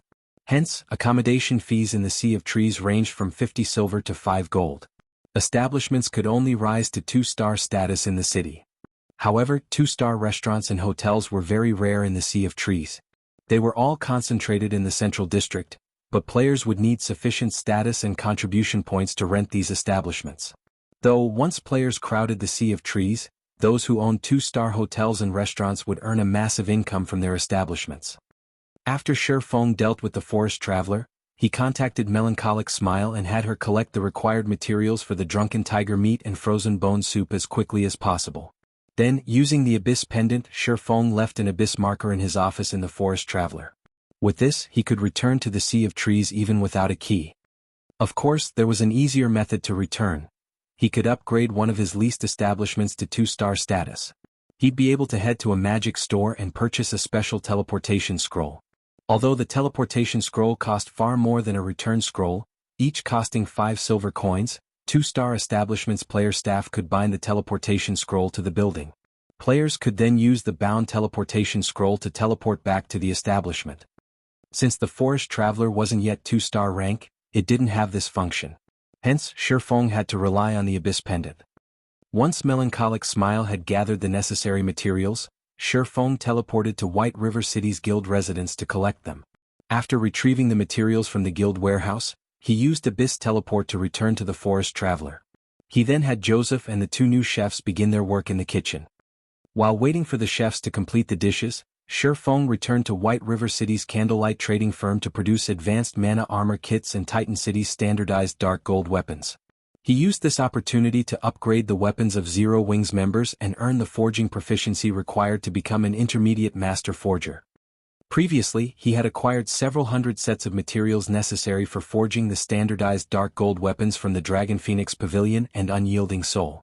Meanwhile, as Cream Cocoa and Melancholic Smile were both busy with the Hell Tank components, these items' production rate had considerably slowed.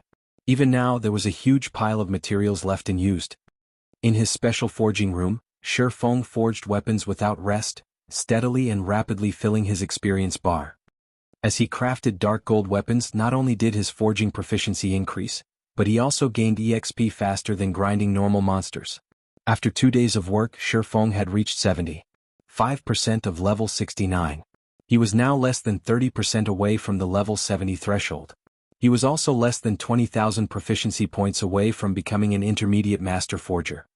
Shifeng had also forged 300+ standardized dark gold weapons and 200+ advanced mana armor kits. Shifeng used 130 dark gold weapons to upgrade the Abyssal Blade to level 55. Although the improvement wasn't earth-shattering this time, its attack power had risen from 2070 to 2350. All basic attributes had also increased by 192 points, rather than the previous 170 points, and the weapon's attack speed had risen by 29 instead of 27. This change increased the attack power of Shifeng's subarm immensely. However, the Abyssal Blade still couldn't compare to Killing Ray, whose level increased or decreased with its users. However, Shifeng was satisfied with this result. After all, the Abyssal Blade was a top-tier epic weapon now. If he evolved it further, it would become as powerful as fragmented legendary weapons. It's about time. I should go and collect the dishes. After a glance at the time, Shifeng used Abyss Transfer to return to the Sea of Trees. As Shifeng returned to the Forest Traveler, he noticed that the restaurant had considerably more NPC customers. At least it wasn't as deserted as it had been. There were even 6 customers dining in the first-floor hall. A short moment later, Shifeng collected 300 sets of drunken tiger meat and 500 bowls of frozen bone soup from Joseph. He then teleported back to the guild residence in Zero Wing City. When Cola, Alluring Summer, and their companions noticed Shifeng's arrival in the guild hall's lounge, they ran up to greet him. "Hee guild leader, look. I'm level 60 now," Cola said as he gleefully revealed his level, proving to Shifeng that he had worked very hard while grinding monsters. Every 5 levels was a minor turning point in God's domain. Meanwhile, level 60 happened to be one of those turning points that gave players a small boost to their attributes. "Guild leader, why did you recall us so suddenly?" Alluring Summer asked after rolling her eyes at Cola. You two try on these 2 set equipment," Shifeng said, nodding. He then took out the Sins of Thunderfire set and the Scorching Wind set, which he had acquired from the Flame Demon King, handing them to Alluring Summer and Cola.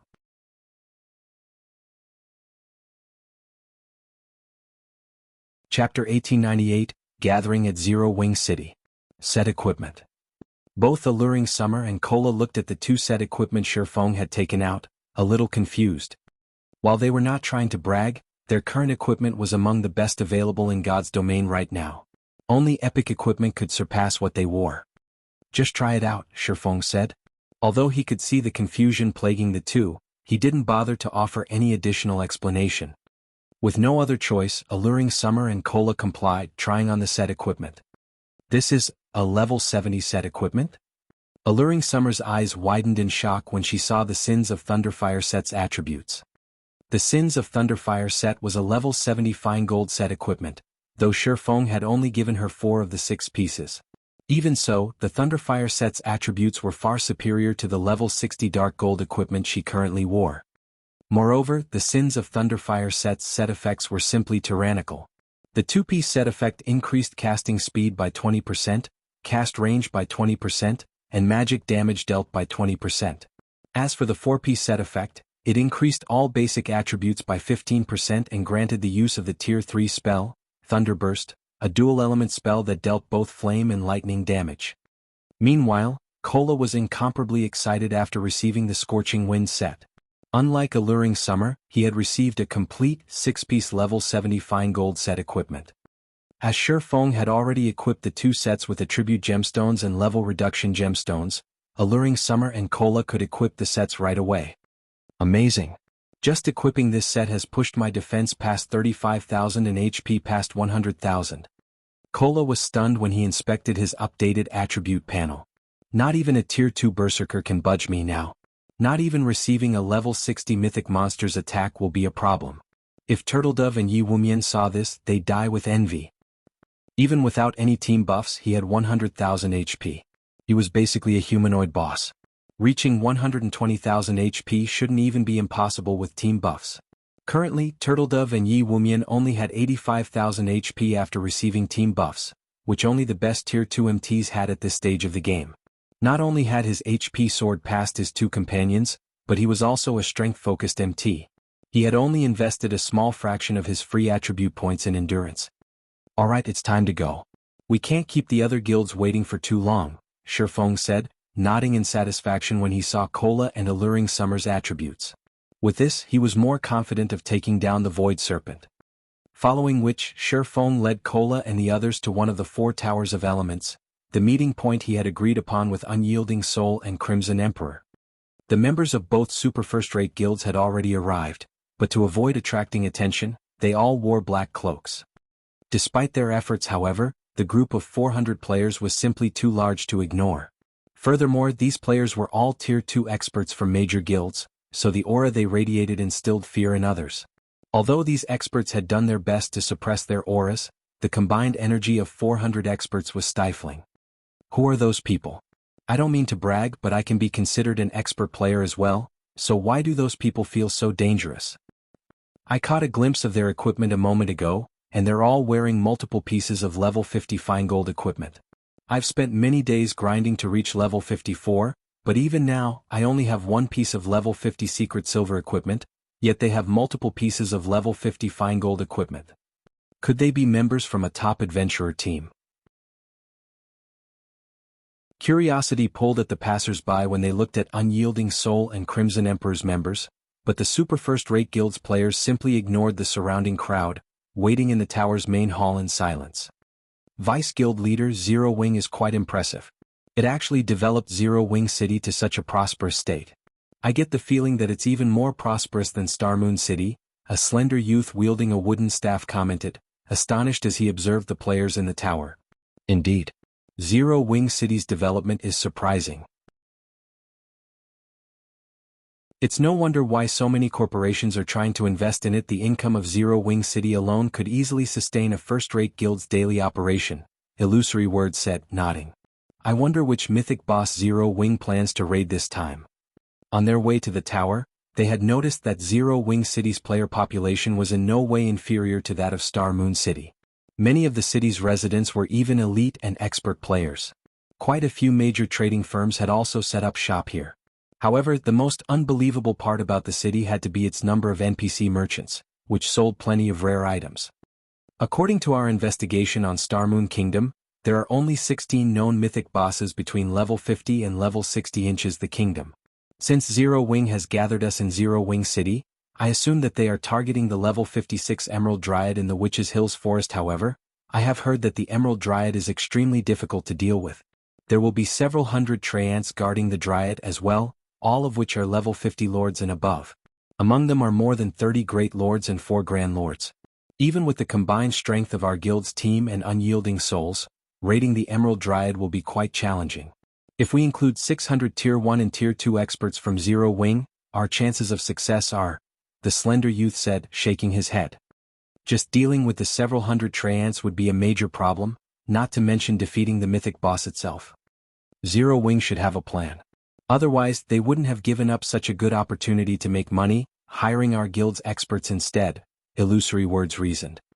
God's domain had many tools to offer, and with an appropriate tool, challenging a field mythic boss wasn't that difficult. One of the most common examples of such tools was the variety of magic arrays. While Unyielding Soul and Crimson Emperor's members wondered how Zero Wing planned to take down the Emerald Dryad, a large group of cloaked players appeared in the tower's entrance. These cloaked players were none other than Zero Wing's members. The group consisted of exactly 600 players. Naturally, such a large team's arrival attracted the attention of the players in the tower. How is this possible? The slender youth beside Illusory Words stared at the approaching Zero Wing members with a flabbergasted expression. What's wrong? They're not Zero Wing's members? Illusory Words asked strangely. The slender youth was Dawn Master, one of Crimson Emperor's top 10 elementalists. He also possessed an identification skill called Demon Eye, which allowed him to ignore Black Cloak's concealment. No. They are all from Zero Wing, but those people, they are all Tier 2, Dawn Master explained in a trembling voice.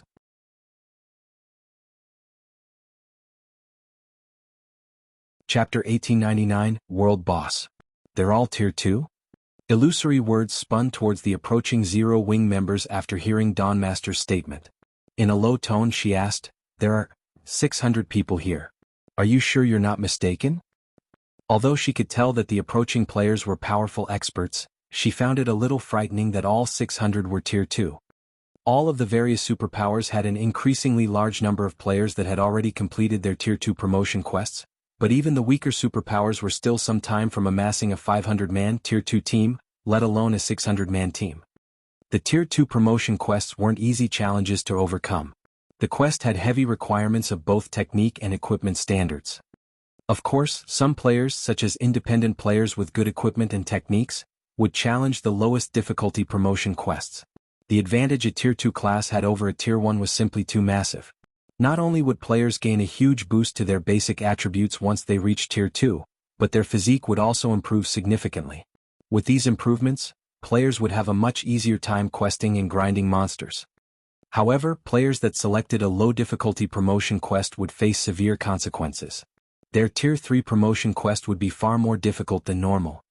The majority of independent players chose to acquire their Tier 2 class as soon as possible to secure better resources now, but large guild experts were a different story. As these experts had their guild support, they didn't lack resources.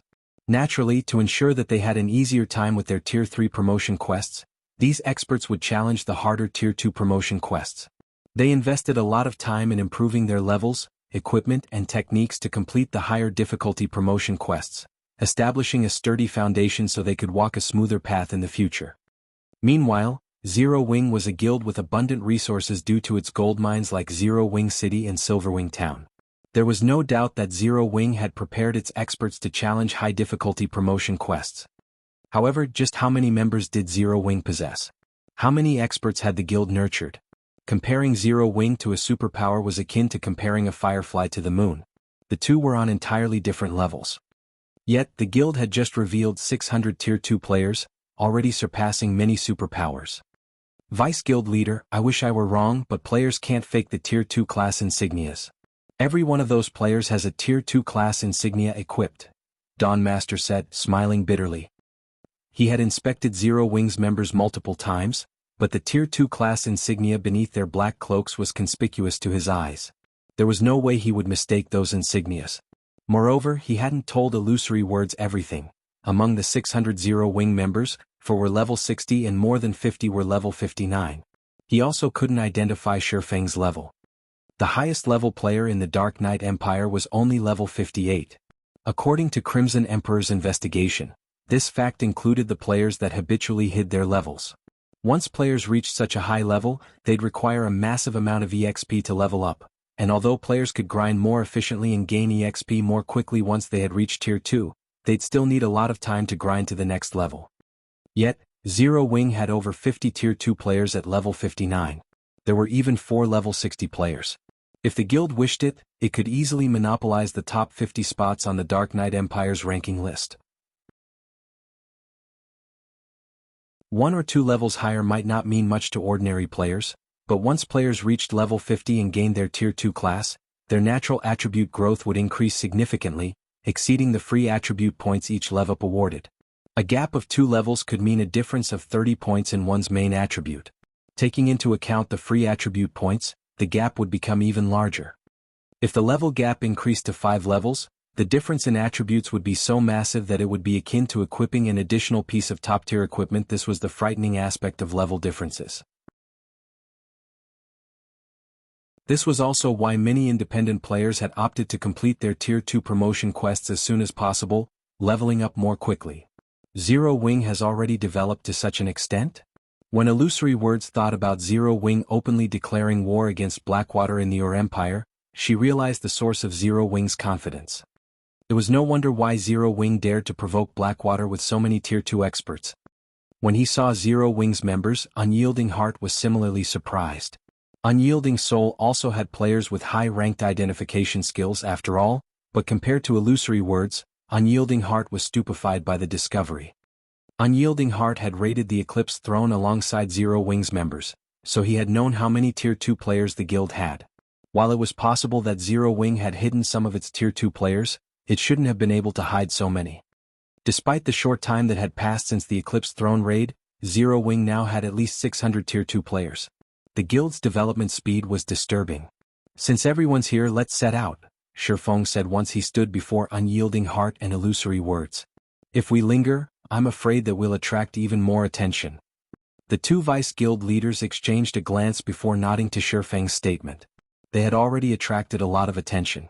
If they stayed, they would likely attract the various major powers' notice. Raiding a field boss was a dangerous task, especially if it was a mythic boss. If God's domain's other powers discovered their operation, they could be ambushed during the raid. Immediately, the 2 merged their respective 200-man teams with Shifeng's. The team of 1,000 then moved to the tower's teleportation array. Once Shifeng had input the coordinates, the entire team vanished. Although some curious players had tried to follow the team, Shifeng had instructed the NPC soldier to erase the team's destination coordinates before he had left, replacing it with a random location. Players' figures began to appear, one after another, before a large waterfall within a dense forest. The lake at the base of the waterfall radiated a chilly air, making the new arrivals shiver. These new arrivals were none other than Shifeng and his companions. "Isn't this the Frost Jade Waterfall?" Illusory Words, who had memorized the various landmarks in the Witch's Hill, muttered. Turning toward Shifeng, she asked, "Aren't we raiding the Emerald Dryad in the Million Woodland?" The Frost Jade Waterfall was nowhere near the Million Woodland. In fact, the 2 locations were on opposite ends of the map. Although a dense forest surrounded the Frost Jade Waterfall, this area didn't have any monsters or resources. No player would grind in such a deserted location. Needless to say, this area didn't have any field bosses. Unyielding Heart nodded in agreement. Based on Unyielding Soul's research, the Emerald Dryad should be the only mythic boss in the Witch's Hill. Moreover, the forest the Emerald Dryad resided in was rich with herbs. If Zero Wing killed the Emerald Dryad, it would significantly lower the danger players faced while exploring the Million Forest, making it easier to harvest rare herbs. Logically, Zero Wing should target the Emerald Dryad. "No, I'm aiming for a different boss," Shifeng said, shaking his head. "The boss is inside this lake. If anyone's ice resistance is lower than 20 points, see me for an ice resistance potion." The lake bed was entirely composed of frost jade, and the cold air the jade emitted was extremely powerful. Players would freeze to death in less than 30 seconds without any ice resistance, only surviving long-term if they had 20 points or more. Fortunately, fulfilling that requirement wasn't any trouble to the Tier 2 players present. As experts, they all had some equipment or ornament that granted magic resistance, which would also serve as a sort of universal resistance. Even without such items, they still had passive skills that granted some magic resistance. Furthermore, their respective guilds would have prepared some ice and fire resistance equipment to cater to unexpected situations. Hence, only a small number of players on the team failed to meet the requirement. After Shifeng distributed ice resistance potions to the 100-plus players who didn't meet the requirement, he instructed the team to jump into the water without offering an explanation. A small cave hid under the Frost Jade waterfall, large enough for 5 people to swim through at the same time.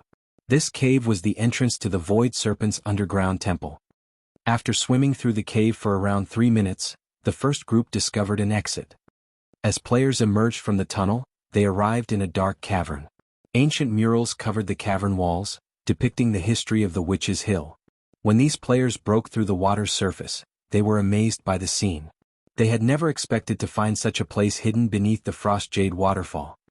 Unfortunately, the players who lacked understanding of divine runes failed to comprehend the murals on the walls. The players who were familiar with divine runes, however, quickly realized that the murals depicted the Otherworld Gate and the method of activating it. Once the team had finished admiring the murals, they proceeded into another long, dark tunnel. When they left the tunnel, the team arrived in another cavern. This time, the team found a temple within, and unlike the previous cavern, this one was as large as a town and brightly illuminated. Lifting their heads, the team discovered a gigantic, glowing crystal embedded in the cavern's ceiling. This crystal lit the cavern until it was as bright as day. While everyone admired the glowing crystal, they discovered something that caused their stomachs to churn and a frown to pull at their lips. Coiled around the crystal was a snake that was over 100 meters long. The serpent's body was made entirely of translucent crystal. At the moment, the serpent's eyes were shut, and if not for the occasional twitch, the players would have treated it as a part of the shining crystal. The serpent's head was easily the size of a 3-story building, and its eyes alone were easily larger than a human. As they gazed up at the monster, an instinctive fear gripped their hearts. After a closer look at the serpent's statistics, many of the players felt their knees go weak. Void Serpent, Wakenet, Realm Lord, Void Creature, Mythic. Level 60. HP 560, 000, 000/560, 000, 000. A world boss. Illusory Words and Unyielding Heart gasped in shock. When they saw the Void Serpent's HP bars, they felt an unprecedented pressure bear down as terror overwhelmed them. There was no definitive indication of whether a field boss was a world boss or not in God's domain. However, one thing differentiated the two: how many HP bars the boss possessed. Normal Grand Lord ranked field bosses had around 3 to 5 HP bars, while Mythic ranked field bosses had 5 to 7 HP bars. Meanwhile, based on the various large guilds' understanding of world bosses, such a monster should have 8 or more HP bars. While more HP bars didn't necessarily increase a boss's total HP, depleting each bar would alter the boss's combat method, increasing the raid's difficulty. The Void Serpent before them had a total of 9 HP bars.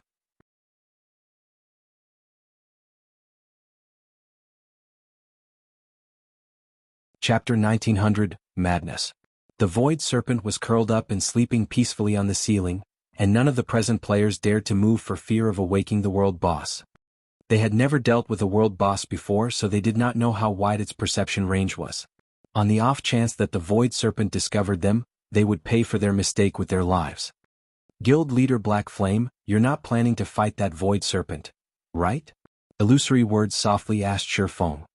Although she understood that since Shifeng had brought them here, there was a 99% chance that the Void Serpent was his target, her sanity urged her to confirm her suspicion.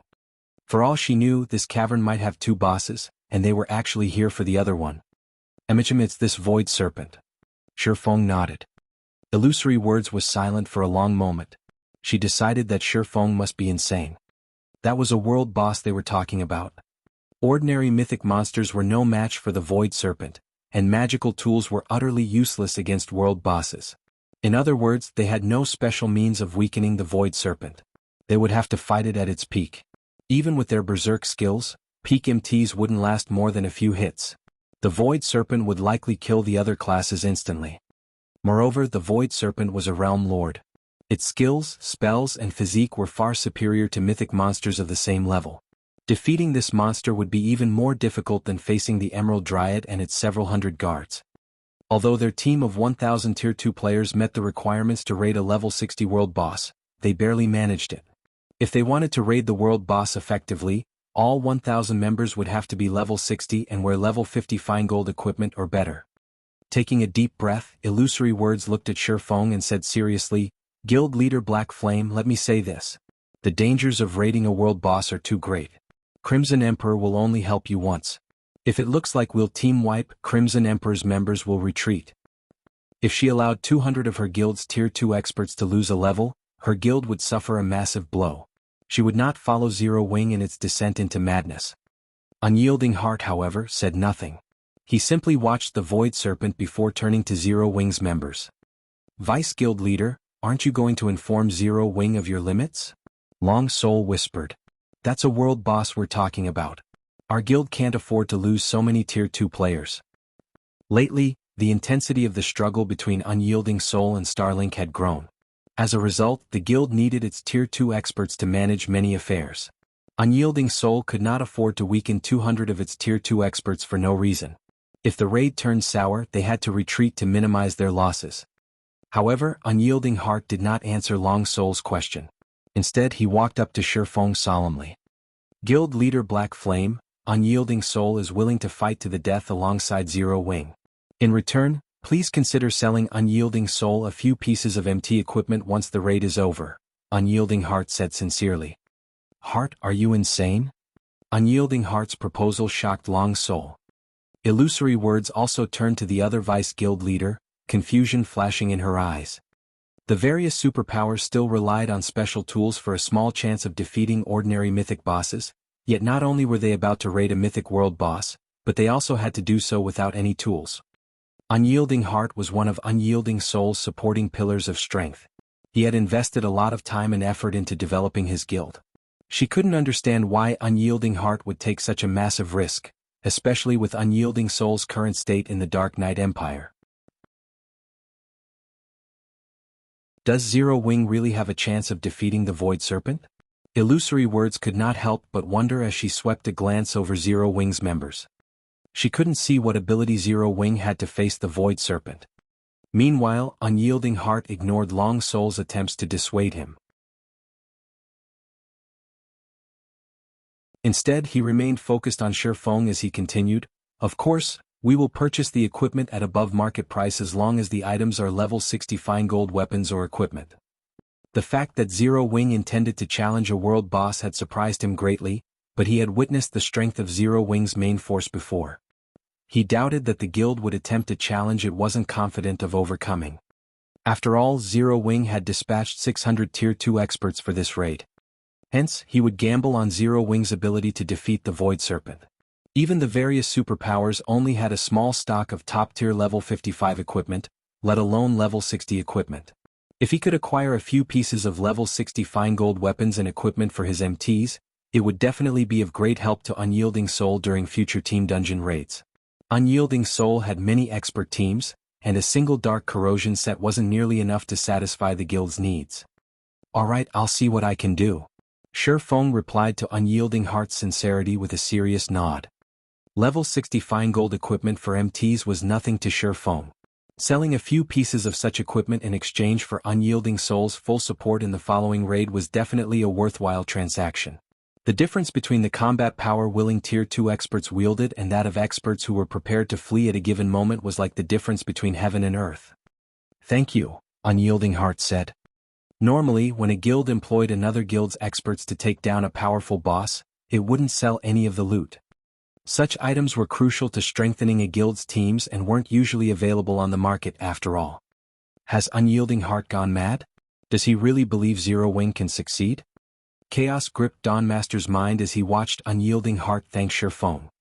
After witnessing the exchange between Unyielding Heart and Shifeng as they discussed the Void Serpent's loot, he wondered if the monster coiled on the ceiling was truly a world boss. He also wondered if the two players knew what a world boss was. After discussing the agreement with Unyielding Heart, Shifeng began to split the team into smaller groups and designated tasks to each. The Void Serpent would transition through a total of 9 different combat methods as the raid progressed, and all 9 stages would be extremely dangerous.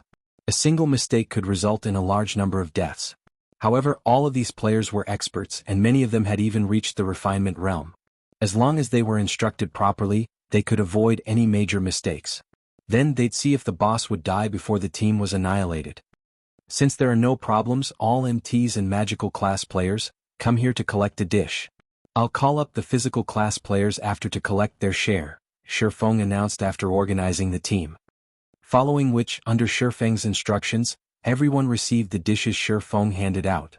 What a powerful master dish. Illusory Words was stunned when she accepted a bowl of frozen bone soup. She hadn't expected Zero Wing to be capable of securing such a top-tier dish. She was no stranger to chef's products. She knew that some dishes could enhance players' combat power. Unfortunately, most of the buff's food and beverages provided were minor, but this master dish increased her intelligence by 10%. The frozen bone soup could already rival a master potion. Moreover, the dish's effect would even be effective against a world boss. This buff reduced the raid difficulty by a considerable margin. Cola, start the raid. Everyone else follow the plan. Shifeng commanded once his teammates were ready. Hearing Shifeng's command, Cola, who had long since grown restless, grinned fiercely as he charged forward to attract the Void Serpent's attention.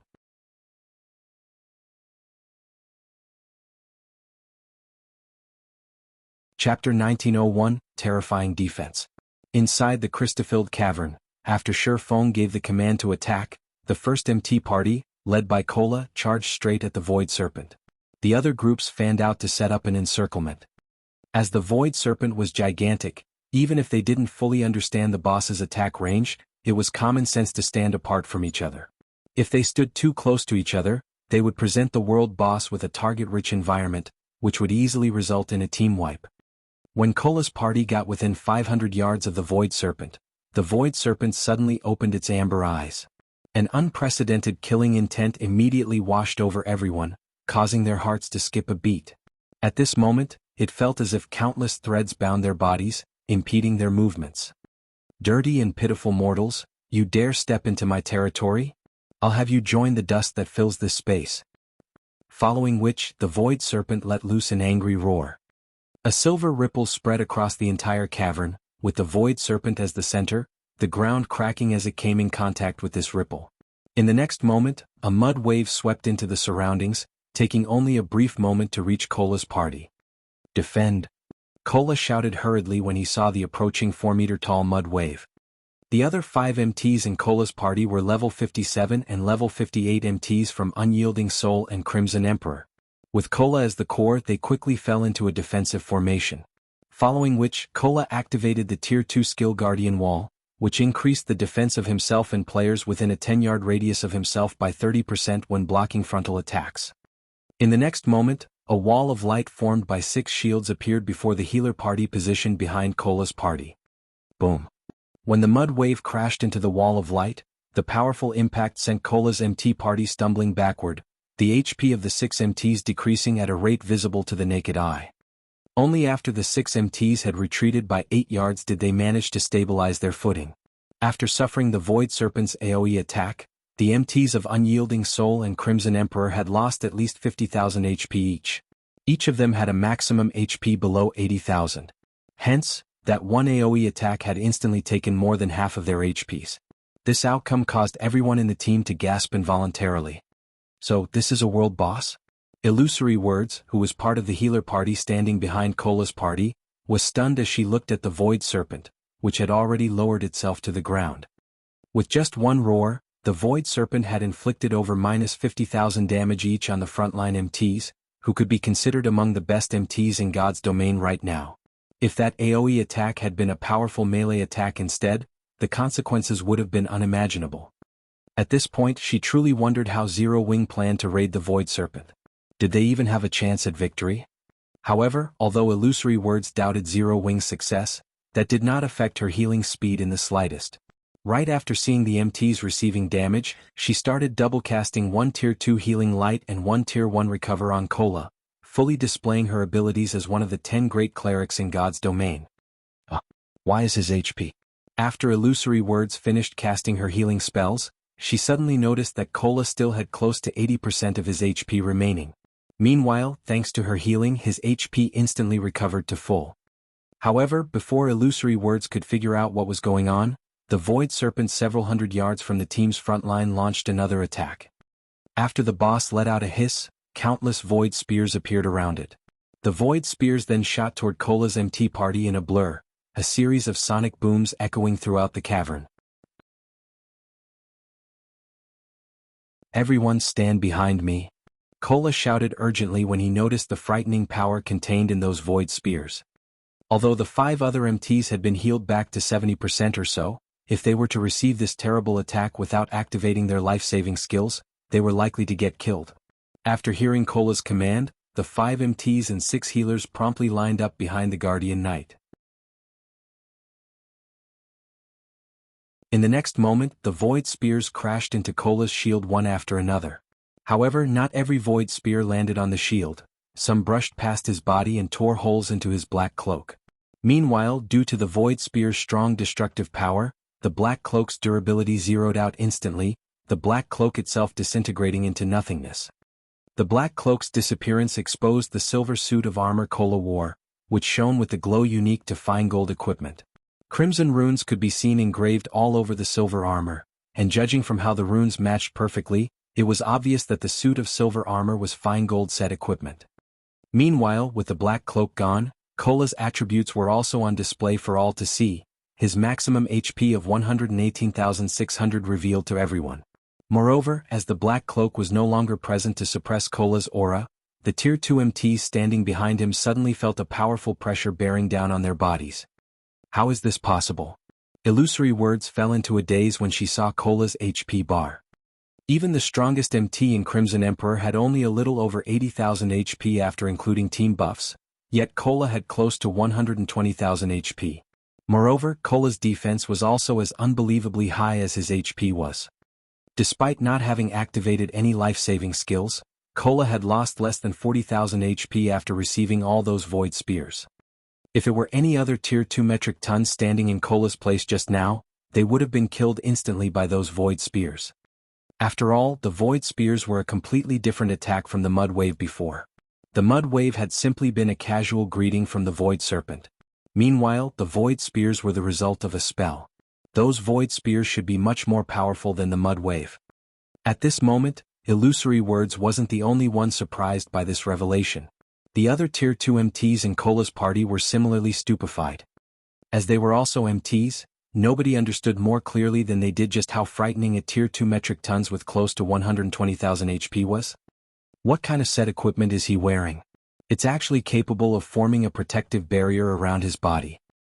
I've seen every level 50 fine gold set equipment for MTs available in the game, and this is definitely not one of them. He's most likely wearing level 55 fine gold set equipment. Zero Wing is amazing. It actually managed to get its hands on this sort of set equipment. As the other Tier 2 MTs were very close to Cola, they could see that a faint layer of mana covered Cola's silver armor, forming a protective barrier that mitigated the void spear's damage tremendously. This situation was simply unbelievable. They had never seen fine gold set equipment like this before. Is this the reason why Black Flame is confident of defeating the Void Serpent? When Illusory Words looked at Cola's bear-like figure, she more or less understood why Zero Wing dared to challenge a world boss. The most important requirement when raiding a boss was a powerful MT. As long as a team had an MT capable of tanking the boss, then the raid definitely had a chance of succeeding. While everyone was still in shock, Cola took the initiative to charge at the Void Serpent. He wanted to get within attacking range of the Void Serpent as quickly as possible. However, the Void Serpent showed no signs of relenting as it continuously launched Void Spears at Cola from a distance. Meanwhile, the healer party led by Illusory Words kept healing him. Although each wave of Void Spears dealt close to minus 40,000 damage to Cola, the healers were still able to keep him alive and healthy without much effort. After all, Cola's massive HP granted Illusory Words and the others a lot of leeway when healing. They could afford to cast powerful healing spells which had long cast times. After running for a short moment, Cola arrived before the Void Serpent. Foolish mortals. All your efforts are futile. Upon seeing Cola closing in on itself, the Void Serpent sent its tail whipping at the Guardian Knight. Despite its gigantic size, the Void Serpent's tail moved with lightning speed, so fast that it even tore space. The strong air pressure the tail created impeded the movements of the other Tier 2 MTs, which turned sluggish. They couldn't help Cola block the attack in time. However, unlike the other MTs in his party, Cola remained completely unaffected by the powerful air pressure, swiftly raising the Titan Guard to block the attack. Boom. The ground beneath Cola shattered. The impact was so powerful that even the players standing over 100 yards away could feel the ground underfoot shaking. When everyone present saw the devastated terrain before the Void Serpent, they stared in stupefaction despite themselves. The Void Serpent's frightening destructive power woke a sense of hopelessness in everyone. As the dust settled, everyone quickly noticed a figure standing amid the dirt and rubble. This figure was none other than Kola. Meanwhile, beside Kola's body lay the Void Serpent's tail. He managed to block even that. When everyone saw that Kola still retained over half of his HP, they could not help gaping in shock.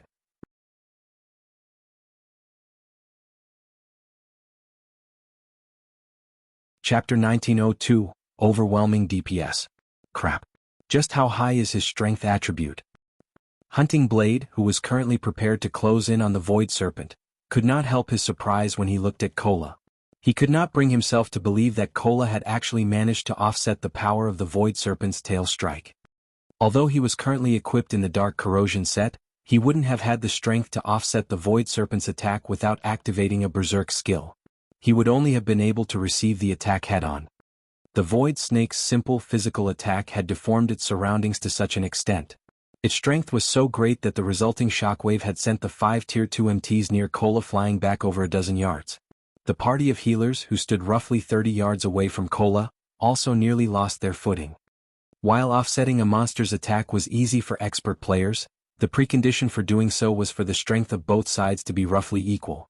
If a player tried to defend against an attack that carried strength far superior to their own, they would either go flying or get crushed on the spot. Yet, despite Kola not having activated a Berserk skill, he had managed to offset the Void Snake's attack. Kola's strength was simply extraordinary.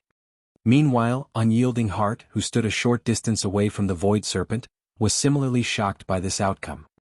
Although he had known that Kola possessed frightening attributes since the Eclipse Throne raid, Kola was like a completely different person compared to back then. If Kola went to raid the Eclipse Throne right now, the dungeon raid would definitely be a piece of cake. Heal Kola. Everyone else, move according to the plan once Kola stabilizes his aggro. Feng instructed through the team chat after seeing Kola arrive before the Void Serpent. Feng did not find Kola's performance surprising even in the slightest. After all, Kola was equipped with not only a fragmented legendary shield but also a 6-piece level 70 fine gold set equipment. For him to be able to tank a level 60 world boss was very normal. Of course, Kola was still far from capable of dealing with the normal level 80 Flame Demon King. He would be able to tank the level 80 world boss all by himself only if he activated a Berserk skill. After hearing Feng's reminder, the healer party promptly snapped out of their daze and started healing Kola and the others. In the meantime, the 9 100-man DPS teams slowly closed in on the Void Serpent from all sides. The Void Serpent was a world boss known for its single-target offensive capabilities. Only with an extremely powerful MT would players have a chance when raiding it. After Kola stabilized his aggro on the Void Serpent, the majority of the team started launching attacks at the world boss. The melee players struck at the Void Serpent's sides, while the ranged players mercilessly bombarded the Void Serpent's head with spells and arrows, using their attacks to disrupt the boss's vision. With several hundred players attacking the Void Serpent simultaneously, a series of damages rapidly appeared above the boss's head. Minus 6,064. Minus 7,348. Minus 5,541. Practically everyone's attacks dealt damage in the thousands, an outcome that rendered many people speechless. Why is this boss's defense so high? Unyielding Heart frowned involuntarily upon seeing everyone's damage. Even he had barely dealt over minus 10,000 damage after using a tier 2 skill.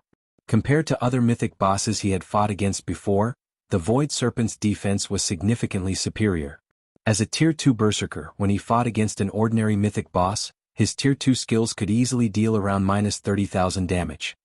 With their team's overall DPS, they would most likely take a very long time to kill the Void Serpent.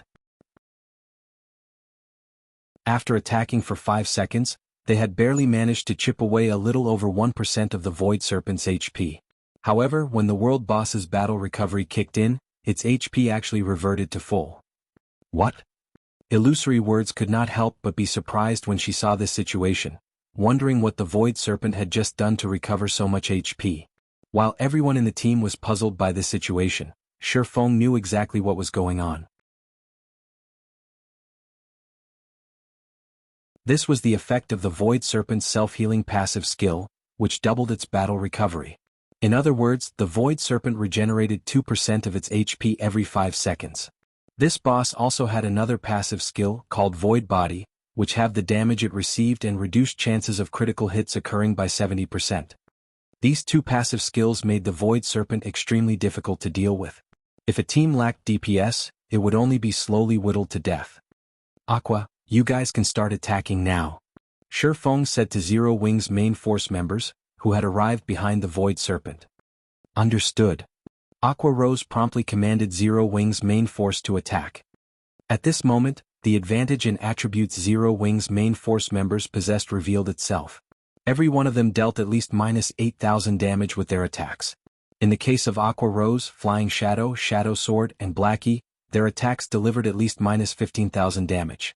Occasionally, Aqua Rose would use a powerful water-type spell and inflict over minus 20,000 damage on the world boss. As for Gentle Snow, Fire Dance, Xiaoyueru, and Alluring Summer, every one of their attacks reaped a minimum of minus 20,000 from the boss's HP. Occasionally they would use a powerful skill that wreaked around minus 40,000 damage. Moreover, none of these damages were due to critical hits. How are they dealing so much damage? Even when I used a Tier 2 curse, I only managed to deal around minus 13,000 damage. How are they dealing over minus 40,000 damage with normal Tier 2 spells? Crap. Just what kind of equipment are they using? The members of the two super first-rate guilds found this situation unbelievable. They were all experts of super first-rate guilds. Quite a few of them were even refinement realm experts. Although they were not the strongest in their respective guilds, they were still in the upper ranks. If placed in a first-rate guild, they would undoubtedly rank at the very top. Due to Zero Wing's main force taking action, 3 distinct tiers immediately formed in the team's DPS counter.